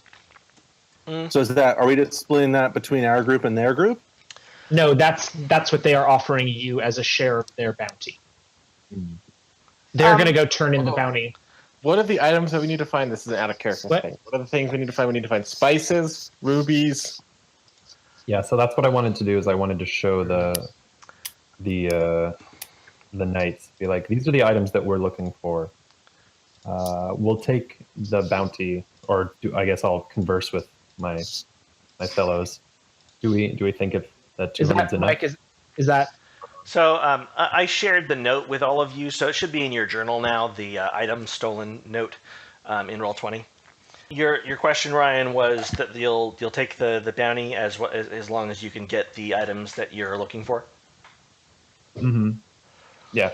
So if we recover these items, we will ask for no more than the items. Yeah.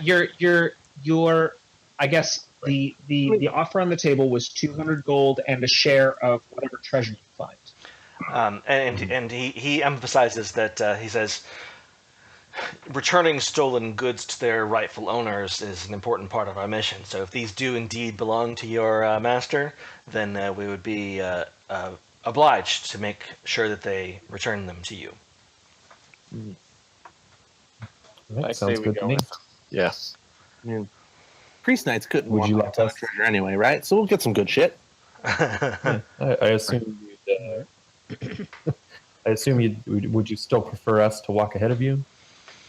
I think my men would be more comfortable if we kept, slightly separate camps.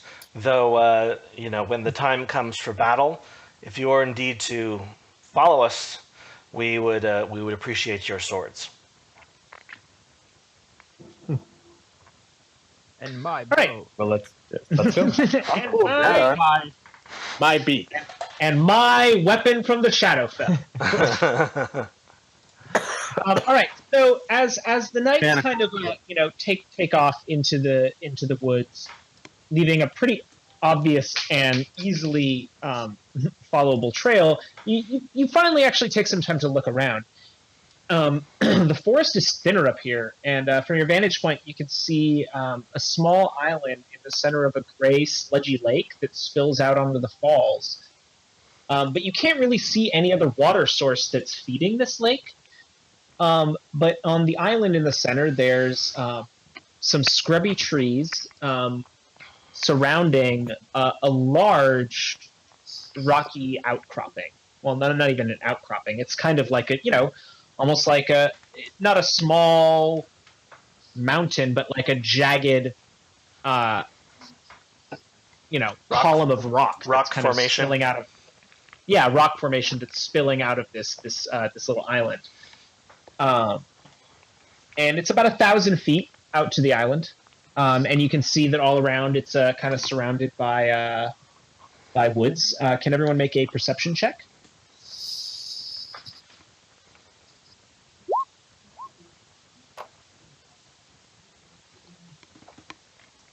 Ooh, okay, so no, that was inside. Wait, whoa! Oh god, my chat's all the way at the top. Oh man. Okay, so Nice. 7. Bryant and Seven and Ruben, you guys, you notice a couple things. As you're kind of inspecting the shoreline, you notice that the other side of the island is much closer to the other side of the lake. So it's some kind of demon thing that we're looking for? Well, I have the primeval awareness where beginning at 3rd level, you can use your action and expend 1 ranger spell slot to focus your awareness on the region around you. For 1 minute per level of the spell slot you expend,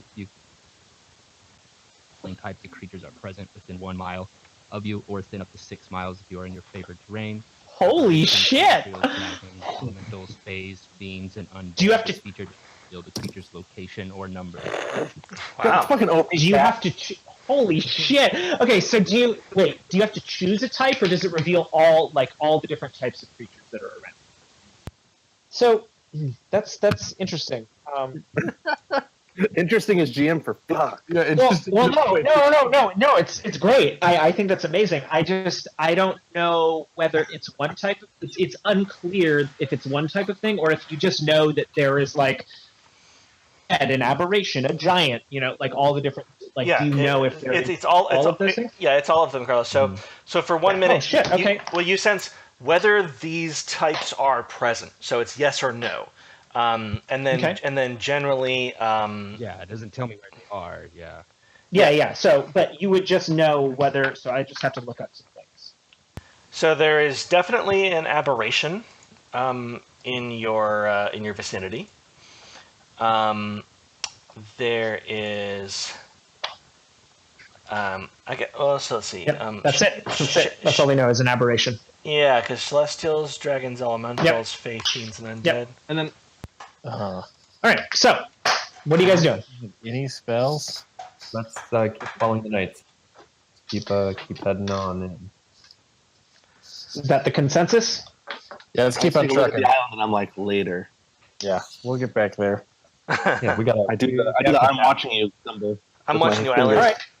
Yeah, basically. Okay, so you guys are able to keep pace with the knights because they leave a very obvious trail, and you're not that far behind, and they're not trying to, avoid you guys. Okay. So I have an idea for this, Los. If yeah, Mike, you can this is your part. So okay. So the knights lead you for a few more hours into the afternoon, and when they kind of round the lake, kind of about halfway into the woods, the knight captain kind of gives a hold symbol, and he comes to confer with you all. So he tells you, now let me warn you, we're nearing this creature's camp, I believe, and she could have spies in the woods, so watch your back, as they're quite stealthy and good hunters. Now, whatever happens, I want you to remember that this creature serves a demon, and no matter what honeyed words she pours into your ear, she is not to be believed.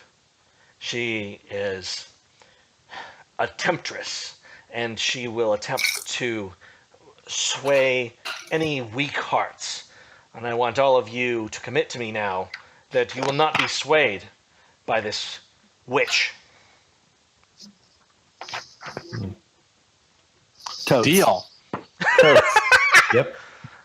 Totes my goat. Defo won't get swayed. So Yeah, Craxizzle puts his hand to his breast and he goes, "Totes my goat." Dude. I assume this is some sort of regional greeting. It is. Yep. I purr and I go up to the knight and just kind of rub my cheek on his. That's my. here I was joking with you guys, and I was on mute. So he points the way to the camp, and he sends you off to the side to flank. If you're going to follow his orders, I'm reusing this map, FYI, but nobody pay attention to that.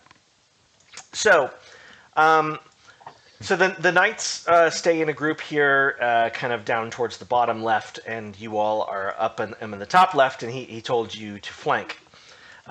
You see a group of people who are, rather... they look quite peaceful, honestly. There is an elven maiden.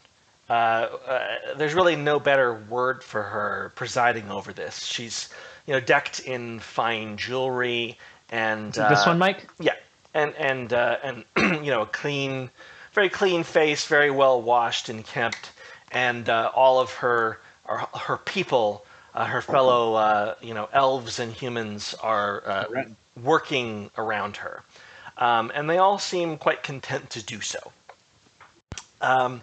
And they all seem to be, preparing and gathering in sort of preparation to move on, as they seem like they're on the road.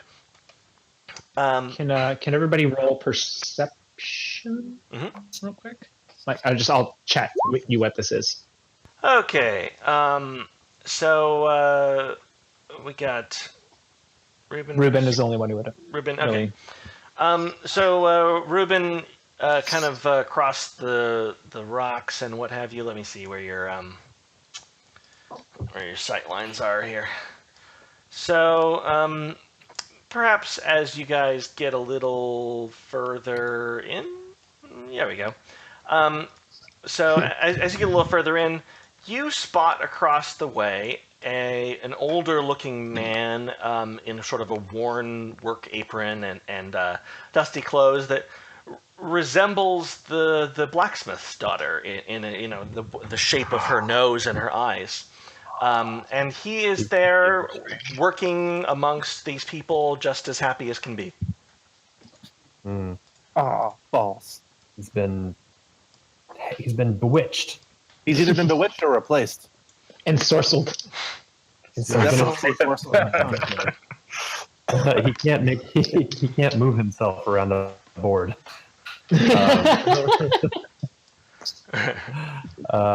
Someone else move him home. Yeah. I am going to, while we still sort of are out of combat, which I think this may turn into, I'm going to cast Armor of Agathis on myself. Ooh, fully mage armor. Give it a click. So you have infinity AC. 15 temporary hit points. 15 temporary hit points, and then if anyone hits me with melee, they take 15 cold damage. Oh fuck! That's called the cold shoulder, baby. All right. So I gave you 15 hit points. All right. So well, this is a conundrum. Does this change anything for you guys? So the knights are getting ready to move in. So decide now. Well, the knight did say that it sounds like this I guess the succubus has magical powers and is. But also remember, the knights are assholes. I know. That's what I'm saying. I mean, those assholes. I was going to say they're stab first, ask questions later, and the very nice lady asked us to bring back her very nice dad. Well, let's try and keep him out of it if we can. I mean, do we think that he's the? I mean, he's kind of one of the closer ones to where the knights are too. You see that you sort of presuppose that he might be if a battle broke out on the front lines of it.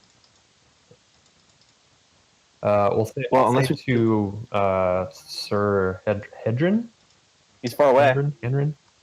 He's far away. Yeah, you have to shout to him. He's far away. Unless you have that whisper thing. Y'all. You don't have it, do you? No, I can't have like a whisper thing. No. There is a spell for that, but I don't think you have it. No. Yield walkie-talkie. Yeah, can I get up to him and tell him that's the man we're looking for? It's too late unless you want to shout to him. because the knights are like trouncing in, and you can tell like he's about to give some speech about how demons are evil. So it's basically you're either going to join combat or you gotta somehow stop the combat coming up. Is what it's looking like is going to happen.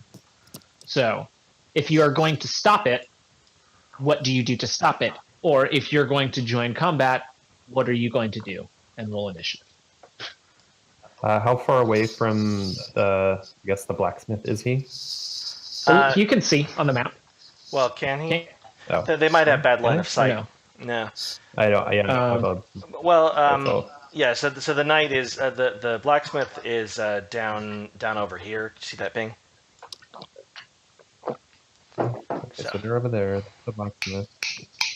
130 feet. Good lord. Yeah, that's really far away. We are far away. Yeah, I mean, we can get there in like 3 rounds. Well, but they're going to take a long time to get there too. So, they're creeping up. I mean, so it looks like there's an elven lady, right? And all these other people are just normal-looking folk. Yeah. I mean, there's the one elven lady. I mean, there are other elves in the group, but there's one that is like particularly striking. Yeah. Where is? We should in a way murder that one first. As some sort of boss might look like. Yeah, and I think if we kill her, the other ones may fall. Do we need to roll initiative? I roll up a note. Well, I guess it depends. Are you guys just arrow and shoot the arrow at them? So why don't we roll initiative? All right, roll initiative. I felt like this was going south. Here we go. But you guys also have surprise on them right now. Closer. You have surprise-ish. The knights are about to ruin it. Okay. Dude, okay. Crack Sizzle says to our little party, when these knights die, we're going to take all their shit. Because Ruben immediately high fives him. Yeah. So Not even he doesn't even look back. He just puts his arm back, boom, and open. blind high five. Yeah. Blind high five. All right. That's fine. Then I say I'm going to go for the attractive, Just demony shots looking of one. Anticipation.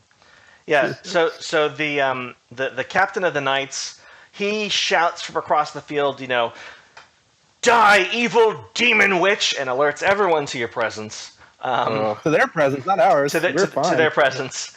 And they're getting ready to move in. So when he does that, Ruben, you are up first to react to that cry. So yeah, I think I let my party know. I think I'm gonna try to go straight for the elf. Are you gonna try and stay unseen? Correct. I'm gonna use my I think I can dash, which gives me double my movement. Okay, so you're gonna if you dash. Okay. Right. Yeah, as a bonus action. Yeah. Uh-huh. Do that. So it ups my. I believe it ups my movement. Yeah. Doubles. Yeah, doubles. So I'm gonna try to. The closest I can get is I think. Yeah, right there. Mm-hmm. Over here. Oh fuck! So weird, but still in cover. But if you get close to the one right there, there's no one within 5 feet, so you could pull off a sneak attack. What on that dude? Sorry. Yeah, because you can get right up to them with your dash. I know, but I was gonna try to spend 2 moves to get up on the elf without her seeing me. But that's too far, I think, for one move. But I mean, I could hopscotch and just spin this move, staying and hiding. But I don't know how long that'll last. Yeah, if you want to stay in hiding, you need to roll stealth. Mm-hmm. And you can't dash. Right. Get the drop on that closest guy, maybe. Oh, the dude in the hood. How do you guys do the thing where the little ripple marks a thing? You just click and hold. Okay. Ooh. You're talking about like this guy right here? Mm-hmm. Yeah. Yeah. Okay. If you guys are feeling good about it, I can adjust. Yeah, I'll go for him and try a sneak attack. Yeah, because I'm gonna try and get up to the elf maiden because I have a feeling she's pretty magic heavy and I've got No, for sure. something to deal with that. Can you get there in one move? Not really. I mean, I You could. got spells. Well, yeah, he Well, can anyways, Eldritch well, Blast. let's move Ruben, because are you going to do your Yeah, thing? I'm going to do my thing. So I'll move there. Oh, you're going to that one. and attack. Okay. Well, I couldn't see the other one until I moved, so I didn't know if I was allowed to. Oh, got it. Okay. No, that's good, because that's when you can see. You can make that movement. I didn't realize you couldn't see. Yeah, she was in my right, line of sight. so Yeah, Carlos? roll your attack. Anytime you're curious, just click on one of the PCs and then go Control L or Command L, and you'll see what they see.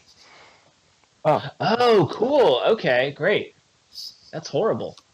How do I undo this? Yeah, so this is a nightmare. Just click away. No, it's the worst. But it also right. is why I didn't go for her, because realistically, I didn't see her. Yeah, no, that's notes. Yeah. All right. So, what do you? So roll your attack, Ruben. Okay, so do I do attack first and then the sneak attack? And you Is have that how that works? and you have advantage. Yeah. Okay, so Nice. Yeah, more. Wait, how come I'm not on the Do it turn again. track? and then the rapier again. Yeah, hit it again. I don't see him. Oh, You're because I have after advantage. Okay. Oh. All right. So now hit the damage on your rapier, and then hit your sneak attack. That is over here, I believe. It should just be on your. No. It should be on your attacks. Just a straight damage roll. Sneak attack. I have my weapons down there. You don't see that? There it is. Yep, got it. So that is Okay, 5 and 19. All right. So you sneak up behind him, take your rapier, and run it straight into between his collarbone, down through his spine. Go shunk, and he just falls to Because the I'm a ground, professional. dead. And is he dead? Dead? What is yes, he is dead. But what's strange is as soon as you pull your sword out, the body contorts and twists, and you start hearing bones like popping and snapping. And fur starts growing out of his body, and it starts contracting into the form of a jackal. It's that thing that I saw.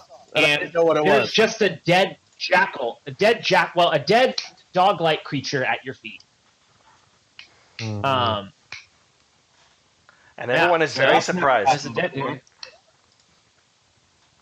That's not usually how this goes for Ruben. Things don't turn into other things when he stabs them. They just turn into dead. Yeah, it's a conundrum, I tell you. Yeah. Wow. All right.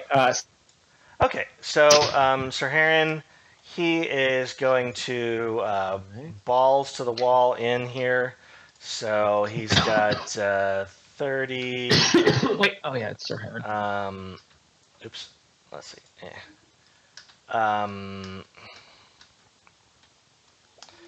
There's a way to do this. Oops. All right. 1, 2, 3. Okay, and so he double moves in. That is his turn. 7. Beeline agility to move 60 feet. Damn. Double Fucking until hell, end man. of combat. These guys are. Our pretty team is full of assholes. We're a bunch of dummies who just like Assholes. fuck shit up. Like Yeah, with super broken cats. Ruben's whole thing is that he runs away really well. He just pushes it forward and it becomes a bat.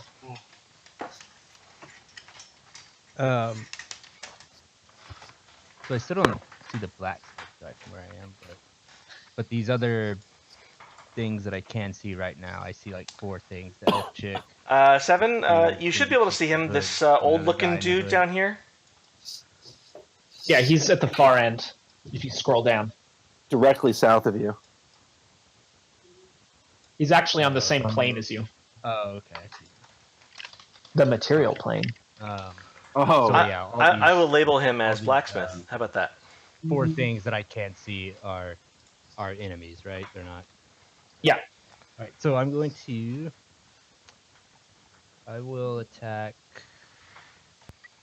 So, Oh man, we are fucking SEAL Team 6ing this right now. You're like Uh-huh. covering all We're my. gonna have to ramp up the difficulty in the next one, Mike. Oh, Jesus, that is definitely a hit. Damn. Okay. All right. Oh. So you also have a second attack. Mm-hmm. I got. So that's 5 damage there. So yeah, then I'll use a second attack. Attach the same one.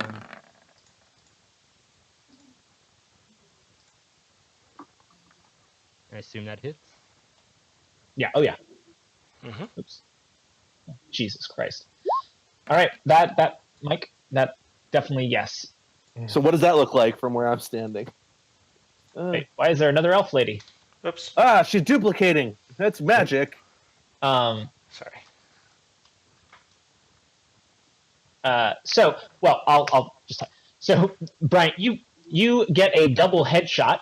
Kind of like you double tap her in the back of the head, and she goes down.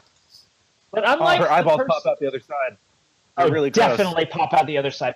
But unlike with the one Ruben killed, this woman just is a woman. You just shot in the back of the head. Oh god damn it! Let's not kill the blacksmith. You might. All right, It's an emotional so roller crack. coaster. All right, crack sizzles up. I can't see that clearly. All right, I'm gonna spend a key point, and I'm gonna move to this tree right here. Mm-hmm. So, boom. Oh wait, where's my little guy? So now I have 4 key points Huh? And left because I. So everything is like dead around me. Well, that tree's sure giving you cover, but it's really not doing you any favors sight-wise. Yeah, I know it.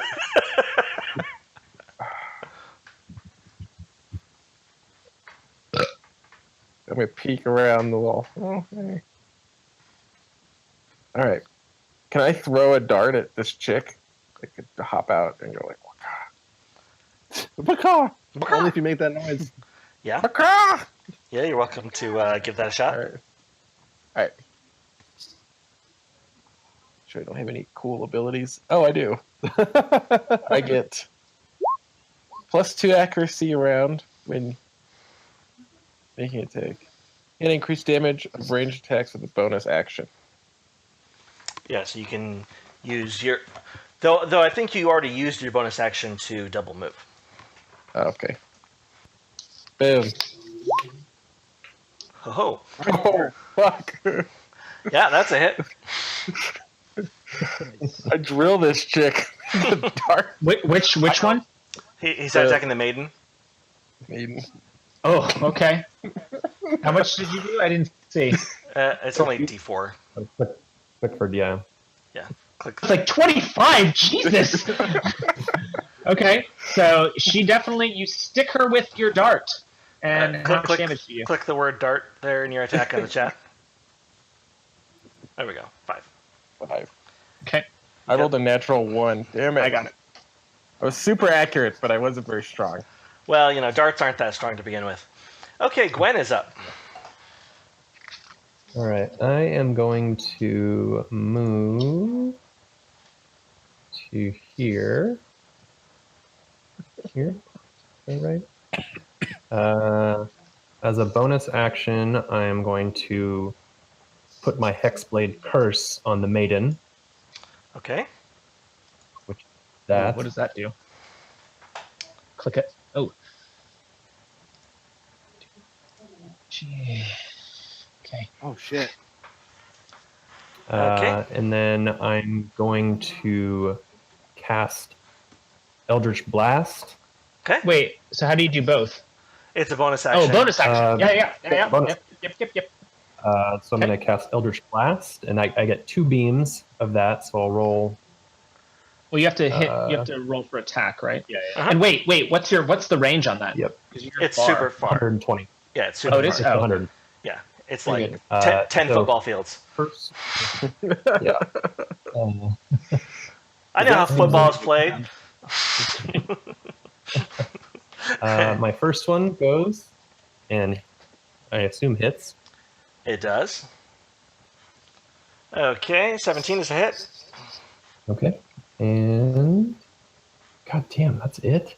God, what, I keep rolling ones? Yep. Yep. All right. Alright, well, So, there you go. 8 damage for your round. I think this is the first time the party has seen Gwen shoot horrifying, cackling demon energy out of her fingertips, launching across the battlefield in the fashion that she does. All right, so that was Gwen. Now we have the elfie dudes here. Yeah. All right, so he is going to move. He will use his action to transform, and you see him rip out of his existing clothes and turn into a part human, part jackal creature. That's disconcerting. And that is his action. And this guy will do the same. And he will move up to Ruben here. Yeah, okay, so that is his that's his action. Next up, we have the elf maiden, Carlos. Took him. I see. Okay, so you see her hands crackle with arcane energy, and in front of you, Sam, a gaping abyssal portal opens up, and two red clawed hands step out, start pulling themselves out. One of them holding a sword, and the other one holding like an electric whip. And a giant demon steps out, like 20 feet tall, huge wings, and all of you roll. I guess. It's a will You know save. what that is?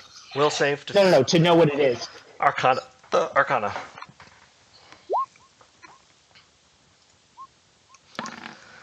Jinx. Ooh, 13. Okay. Looks like it's still on the GM layer, Carlos. I'm about to pop it out. Okay. So you recognize this thing because this picture is not what it is, but it is Brian, you recognize it as a Baylor, which is like one of the craziest, scariest demons. Like I mean, these things are spoken of in legends. They level like cities and stuff like that. And this has appeared right in front of you. So all of you make a will check. Ugh. Will. Where do you make a will? Mike, do you want to make a will check for the knights? Is it I Will? don't have a will. Is there? It's a wisdom save. Or sorry, wisdom saving throw. Sorry. Fuck. Knights are good. So 7. both Ryan and Sam, you look at this thing, and you're like, "Fuck no! This bitch isn't summoning a Baylor." Yeah. And as soon as your mind recognizes that this is an illusion, it's no longer there for you. However, for the rest of you, it still is. And it's just roaring and bellowing fire. It's not really. It's kind of. It's on a loop. Okay. So that's her turn. It's a shitty game. God damn it! I thought that was a pretty good move. As someone who is skilled in mimicry, I'm not even phased. I'm like, this is a pretty bad impression of a Bunch of weirdos. Is all you bunch say. of weirdos. All right. So that's the end of her turn. Okay. And more than the hooded minions. Mm-hmm. Yeah. So this one is going to make. She pulls out a light crossbow and makes an attack on Sam. Crack sizzle. Oh, okay. I'm gonna use. Well, let's see if the attack.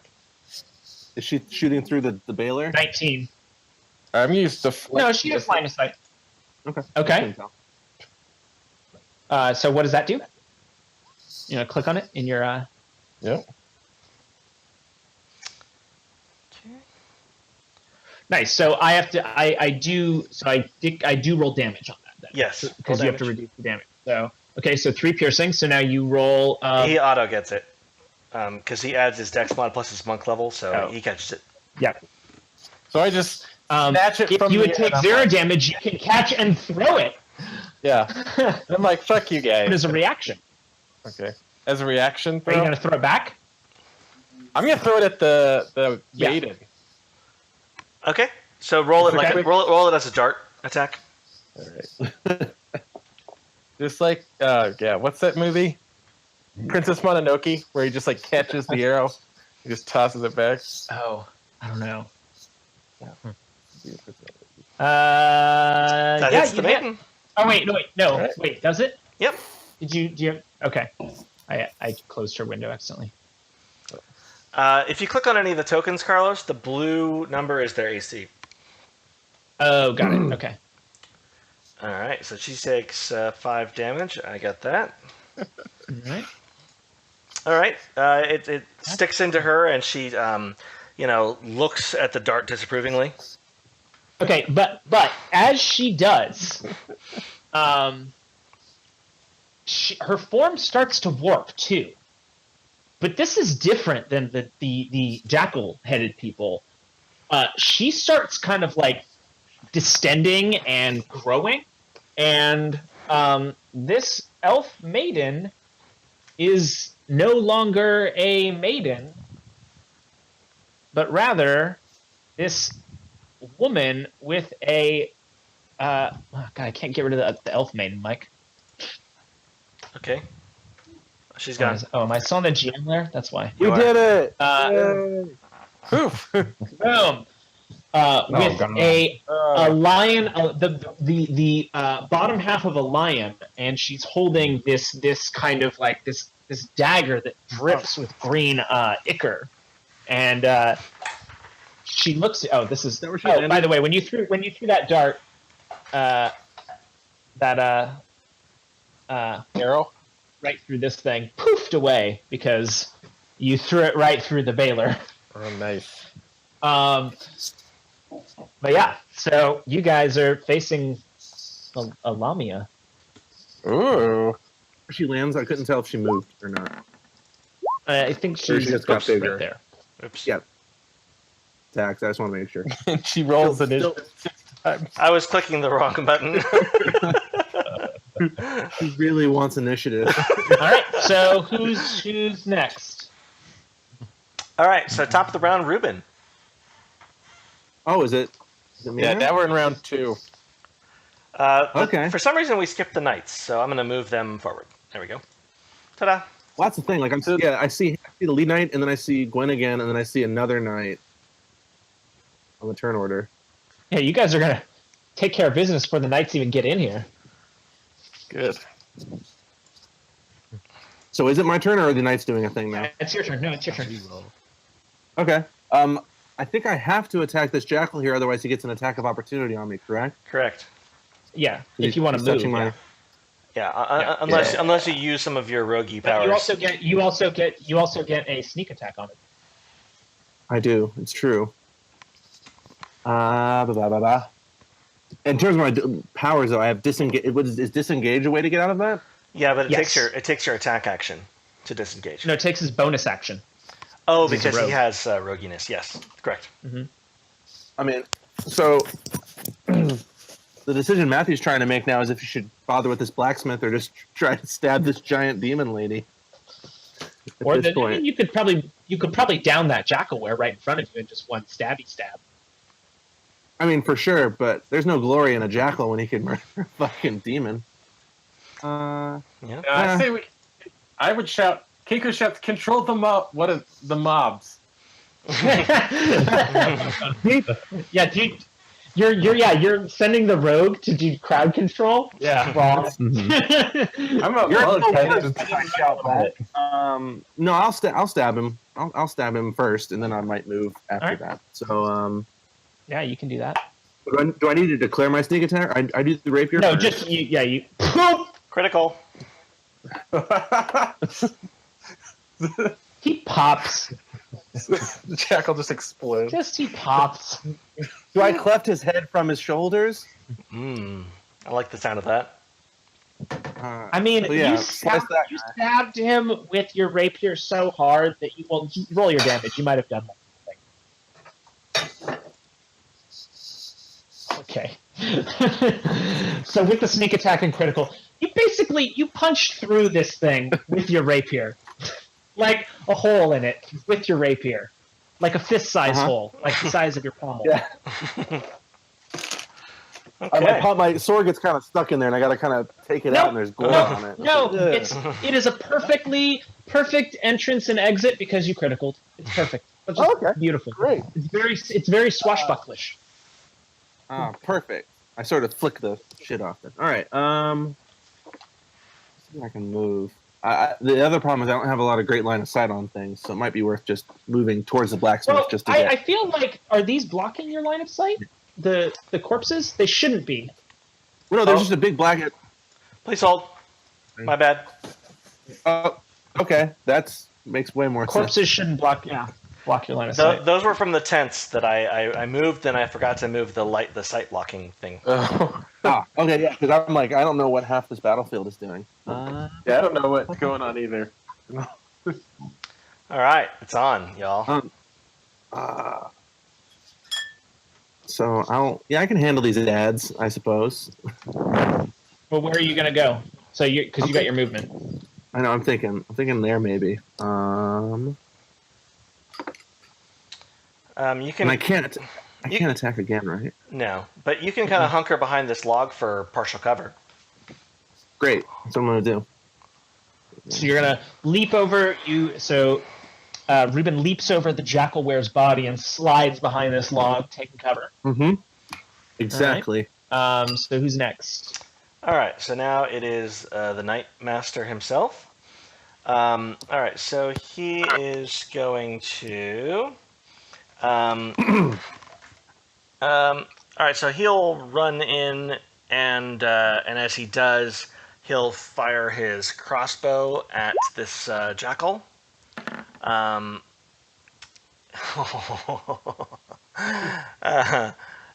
misses, and kind of drops his crossbow instead of reloading it.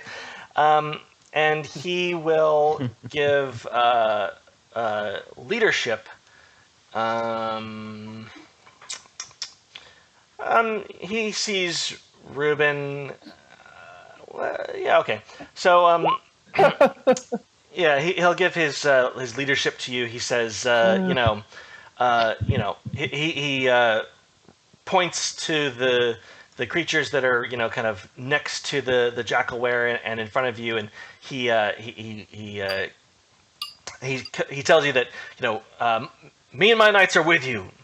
Fight hard, and he sort of inspires you. So he gives you an added D4 bonus to your saving throws and attack rolls.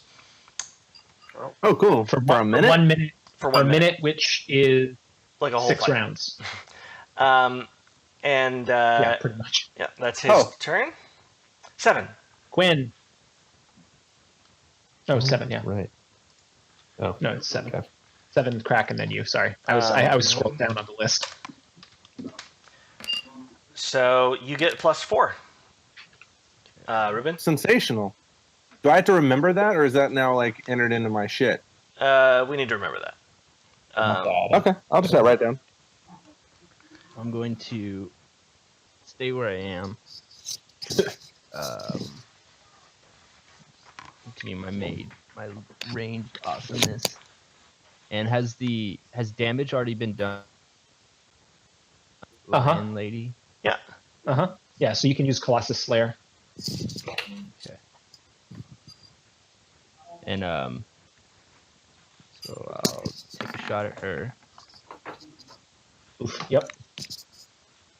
Is there a quick way to bring up her character sheet in the from the Now thing, or do do I I. have to go back to journal?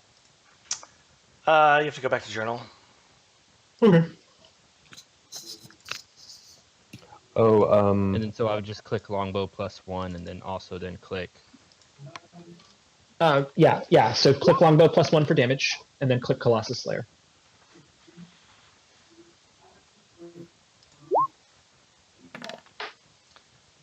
All right, so you do 8 damage.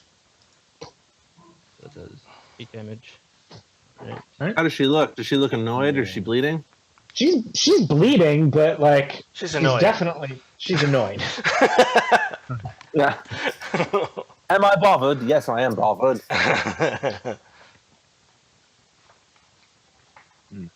And then for my second attack, I'm Mhm. going to use my sharpshooter ability, where I will, where I make an attack, I can take a -5 penalty to Oh, the man. attack, and then add +10 damage.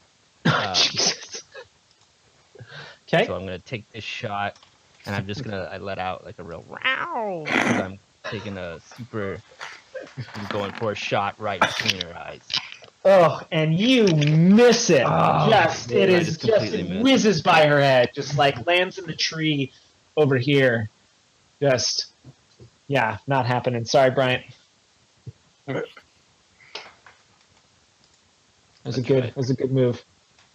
All right, so now it is Crack Sizzle's turn. Okay. I have to be like Vanguards in Mass Effect. Sure. I'm gonna go right here then. I want you to go somewhere else entirely. Fuck that. Nah, I'm gonna. She's a lioness creature. This is a weird. Here, real quickly, just so you can see a. And big enough. She's like okay. That's she's weird. like a big lion. They're kind bear of like sphinxes. They kind of look like. Yeah, but they're weirder because they have a human torso. Yeah, like sphinx centaurs, sphincters. As Crack Sizzle runs up, he pretty much just gauges that this chick is just. I think she's to It's shrink a a little cat. bit more. By the way, she's a little too big. yeah. Don't tell me. And so he makes the sound of a dog barking as he charges, just because he's fucking crazy. And then he is going to attack with the Marbler. Okay. And then, all right, let me attack with the Marbler. Oh, yeah. Sorry, that's right. There we go. Thank you. I was waiting for you, Carlos. You're slacking. That's a hit. Yeah. Cool. Let me roll her Constitution. Oof. Okay. So she starts bleeding. So that. Oh gosh. And then so making a growling sound like the dog, because I'm still on this theme, I'm going to spend a key point and use a stunning strike. Key stunning strike. Which, how do I roll for that? You don't. They I don't. just have to roll a Constitution saving throw. But what's the difficulty? You have like a DC. Yeah, it's on your sheet, Sam. It's the same save for all your key powers. For all my what? All Sorry. your key powers are the same save. Oh, 13. 13. It's Constitution. Yeah. Mm-hmm. Boom! Oh. So you punch her, and her torso vibrates with this sort of this chakral energy, but she remains unfazed, and she glares at you, Sam. And I make a dog whimpering sound then. Oh man, she is swole. Yeah, and Sam, when you hit her, you get this sense of power coming from her.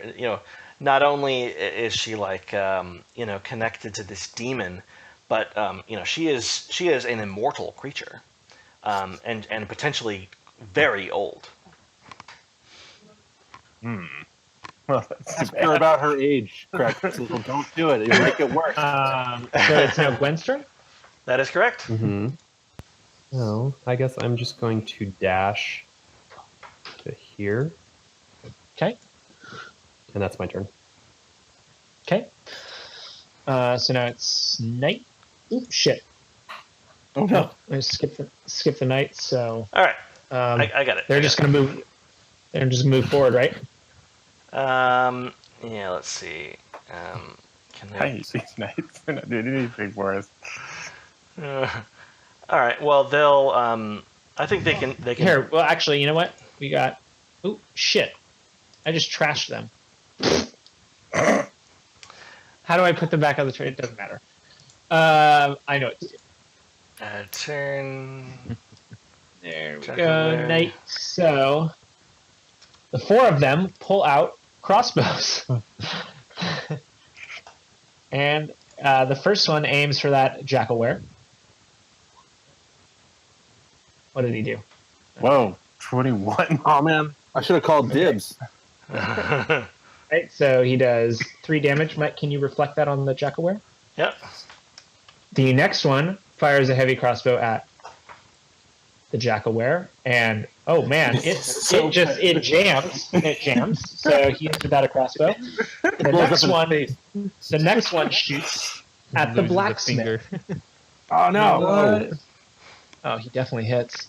Oh, he just Sure. sinks a bolt into the blacksmith, and the next guy shoots.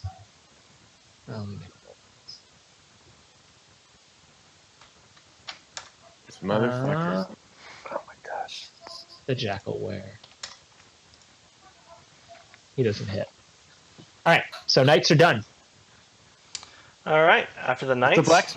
Is the blacksmith still alive? Yes, but he is savaged by that crossbow bolt. Yeah. Who's this chick in the corner? She Just is another. She looks like another villager, maybe. And so let me do some more jackals.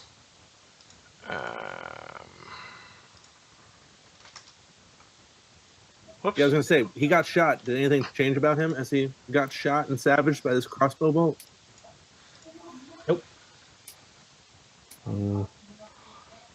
Okay.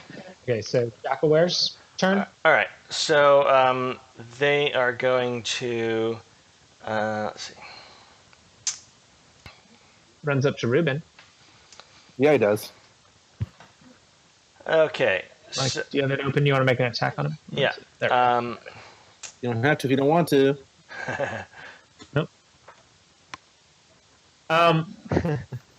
Ooh.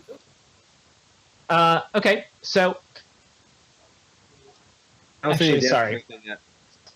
No. This one. Yeah. So it gets up to you, and instead of attacking you, Ruben, it gazes deeply into your eyes. Oh, fuck this thing. Lovingly. Make a wisdom saving throw. But with my +4, correct? Correct. What do you mean? Mm-hmm. Oh. He's been With the inspired. 14 from my inspiring speech. Oh yeah. Oh man, just by a hair. Yeah. You feel yourself like for a second starting to doze off, but you make it out. You shake it off and you don't. But another jackalware attacks you from behind. With a what? With a Scimitar. All right, and then that 4 doesn't go to my armor class, right? That stays the same. Correct. So I'm seeing 2 scimitar attacks. Right. Yeah, it has His- its his- advantage. It has advantage. But so yeah, he hits. And does 6 Yeah. slashing. And I'm gonna use my uncanny dodge to have that damage to 3. Nice. Nice. All right. Did you just adjust my health for me? It just went down. I did. Sorry. I Okay, was. that's fine. I just want to make sure. I'm micromanaging. I don't mean to. Fine. All right. It's okay. So those are the jackals, and so This guy will include with the jackals here. He's going to come up and help out his master and attack Crack Sizzle. This guy. 21. I think that's a hit. Okay. He does 6 slashing to Crack Sizzle. Lets you do the damage there. And I believe that is all of them. The rest of them are dead. Yep. So that leaves. There's that lady in the corner. She hasn't. So Yeah. So the lady in the corner, she goes to help out the blacksmith, and sort of help staunch his wounds. And as he kind of like sits down on the ground, like crossbowed, as he is, and that's her turn. Ruben. Ruben, you better get to that blacksmith. I was gonna. Can I use a free action to shout at the knights that we need those two alive in the corner? Sure. But yeah, I'll do that. It's like that's who we came for. We need them alive. Do I need to do a charisma or anything for that, or? Yeah, maybe a persuasion check. They're not super inclined to believe things that you say, but Okay. that's enough. They see that these two are non-combatants and seem like they're, they have bigger fish to fry anyway. Excellent. I'm going to. This is weird. How are those? Both those jackals. One of them has damage on it already, correct? Or are they both at full health that are surrounding me currently? One does have damage. Carlos, I'm realizing that the jackal wares are all linked together as one.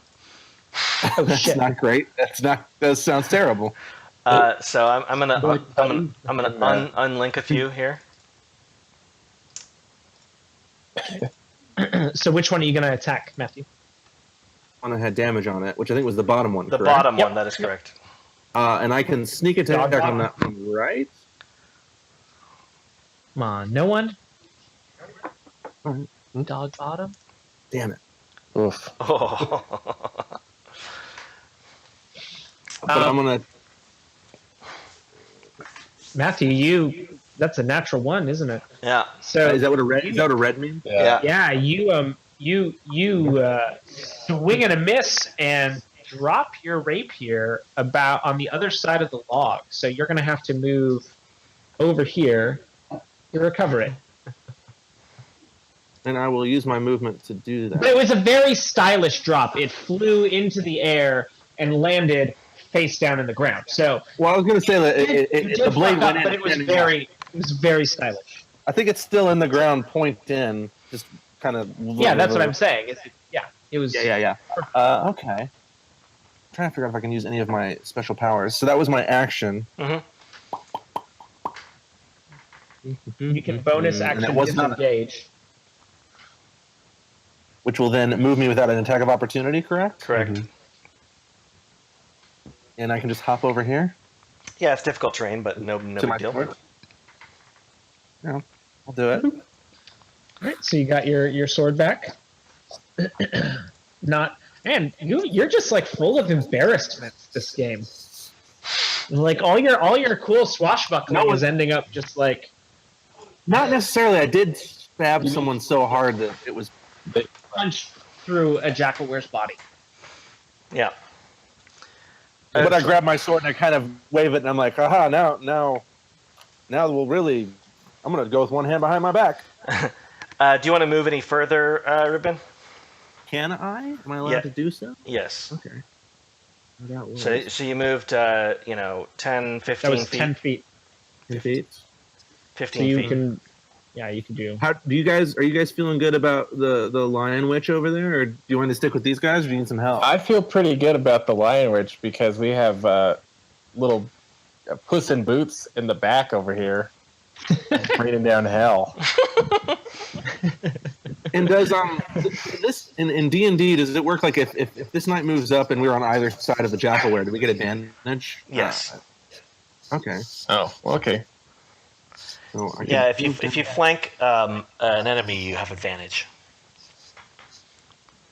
Which which you get. He would get a sneak attack on, right? On flanking, or no? I believe so. I mean, that's how it used to work. Yeah. So you should do that. Well, I mean, I can get into position, but the Jackalware will have to move, right? So wait, whose turn is it? It's Ruben? No, you're. Yeah. Sorry, I'm moving there.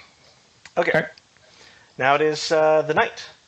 Okay. Yeah, he can take the hint there and move 5, 10, 15, and flank attack this jerk off here. Great sword. With his great sword. And yeah, that is definitely Yeah, boys. You.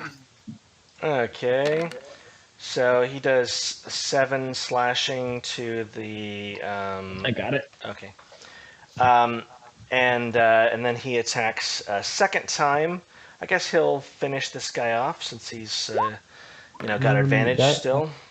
So he does another 9 damage to kill that fool. He just cleaves that Jackalware in half. All right. And that is his turn. For you. Seven's turn. Where to kill Pussycat? Kill. To my first attack on this guy. Okay. Oh, okay. Oh god. That guy that has not turned into a Jackalware. Okay. That's a hit. All right. All right. He is seriously, in fact, he is dead. There we go. Yep. There we go. All right. Thunk right into the skull hatch case. You know how we have the those skull hatch case things. Yep. Next. Go ahead. Now it's Guys, we may have committed homicide on 2 actual people. Not the worst thing Ruben's done, but still. Actual people, don't be racist. Jackalwares are people too. All right, that's a hit. 7. all right, and then I'm also going to use the But you gotta- Colossus Slayer as well. Okay. Carlos, you got that damage under control there? Yeah, I'm looking at it. Oh my gosh. 14 damage. That is that's pretty brutal. God. Not even gonna get another turn. I don't even know if 7 is necessarily a glass cannon, but he's definitely a cannon. It's dirty. It's dirty. All right. Hanjo. Yep. Except like a better main. Han and Joe. All right, crack. All right, so I give a quick feathers up to 7, making it rain hot death over here, and then I go ahead and attack with the Marbler again. Okay. That does not hit. Yikes. All right, then I'm going to use. I'm going to do an unarmed strike. Uh-huh. That's a bonus attack. Okay, that hits. A little bird kick. Yeah. Just like a little talendy little. Well, I think actually, don't Kenkus have talents? Like, or no? Yeah. Like, do they? Yeah. Well, I don't think that they have like damage from them. They don't have extra damage for it. No. Okay. Based on all the art they So, have. can you roll damage then? 8. Damn. Yeah. Really lean into that one. Man. All right. So now you have +1 AC, right, for a turn? Okay. Is my that it turn? for crack? Yep, that's all Crack's motions. Okay, Gwen. Cool. All right, I'm gonna move up a little bit closer, and I'm gonna take a swipe with my longsword. That's not a flank at this point, right? 'Cause she's not Is in this the right just position. is your normal Mundano longsword, or are you summoning this from the Shadowfell? Well, I always have. I always have my shadow weapon with me. No, you don't. It appears that's their packed weapon. It stows in a pocket dimension when you're not using it. Well, I guess that's true. Well, I summon from black smoke hisses, and a long sword appears in my hand. That's awesome. And then I go to attack, and I hit. Mm-hmm. Oh God. So Uh, Ruben gets like Steven Universe stars in his eyes as he watches this. So I'm going to do that, and then I'm going to throw a. Where is it? My Eldritch Smite on top of it. All right. And there you go. So 30 Is that 1,000,000 damage? Is that the 1,000,000 damage that we needed? Let's see. my Let's God. see. Oh my God. 30 damage. It's almost the 1,000,000 damage you needed. This Lamia is not in good shape. No. Okay. So she reaches out to touch you, Ryan, but not an attack, just grazing you with her claws. With love. Ooh. She should have told us she loved us before we started beating the shit out of her. Sorry, that's No, not the- you that's started not- beating the shit out of her. That's So that's true. not what I was doing. But you feel your mind just a little more open to suggestion, and Interesting. you need to make a wisdom saving throw. Is this a spell? With disadvantage. Yeah. Ruben shouts, give me the shadow sword. Is this a spell that she's casting? Yeah. Okay. My shield gives me advantage on saving throws against spells. All right. I guess that, Okay, so that then cancels that- out it the just- disadvantage. Yep. Is it out? Okay. So it's wisdom? Yep. Okay. Your weakest link. No, intelligence is. Oh, that's right. weakest Yeah, link. that's right. Wisdom is fine. Wisdom. Oh, god damn. Oh. So suddenly you are just filled with an intense just love for this Lamia. And Aw. you don't really understand why everyone is beating her up. So you take one look at everyone around her and you think, I should probably kill these people. Well, more to the point, she should protect the Lamia. Yeah, You know, yeah. Mostly by killing these people. Well, charm person isn't quite that strong.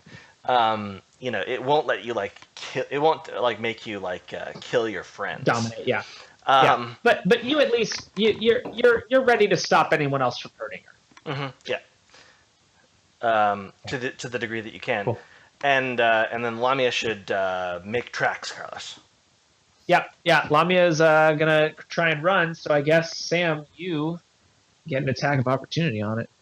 Let's do it. Can I get a hug of opportunity? Yes. You get a hug of opportunity. You just wave Hand job of opportunity. like a shy wave goodbye. Yeah. All right. So how do you make attack of opportunity? Just regular attack Attack. with your weapon that you have in hand. Yeah.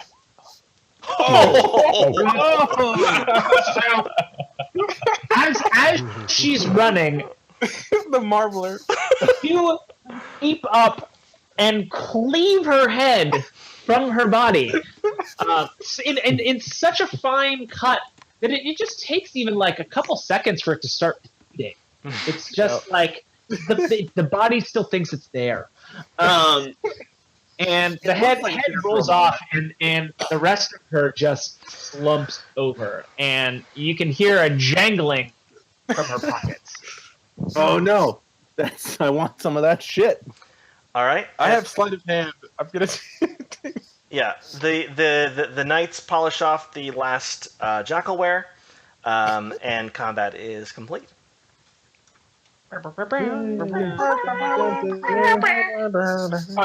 And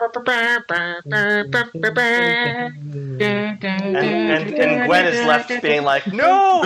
Why did you kill this beautiful creature?" Well, I think the spell fades immediately upon As death. the head rolls off.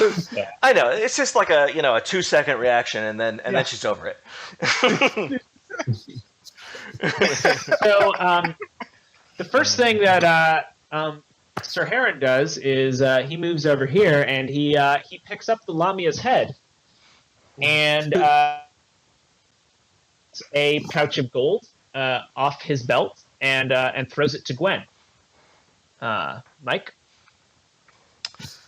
He says, "You all are quite a lot more formidable than I assumed. I appreciate the help. We'll I'm not gonna say that you're a lot less formidable than well, we'll be taking our leave, but rest assured that a great many people have been avenged by this foul creature's death."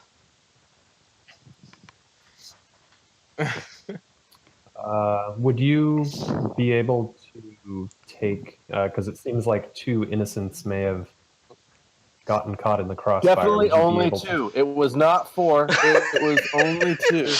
Two perfectly innocent people and no one else.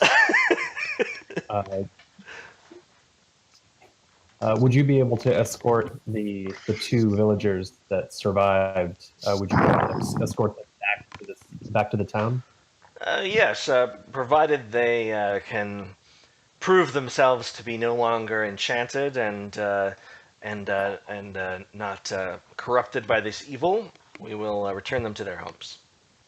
So after he says that, the knights kind of go over and tend to the blacksmith's and wounds. murder them. That they shot. They just butcher them. And Heron kind of leaves you alone, and they all just fuck off out of there. All right. Whatever. We don't need to move. I want to count No. the gold.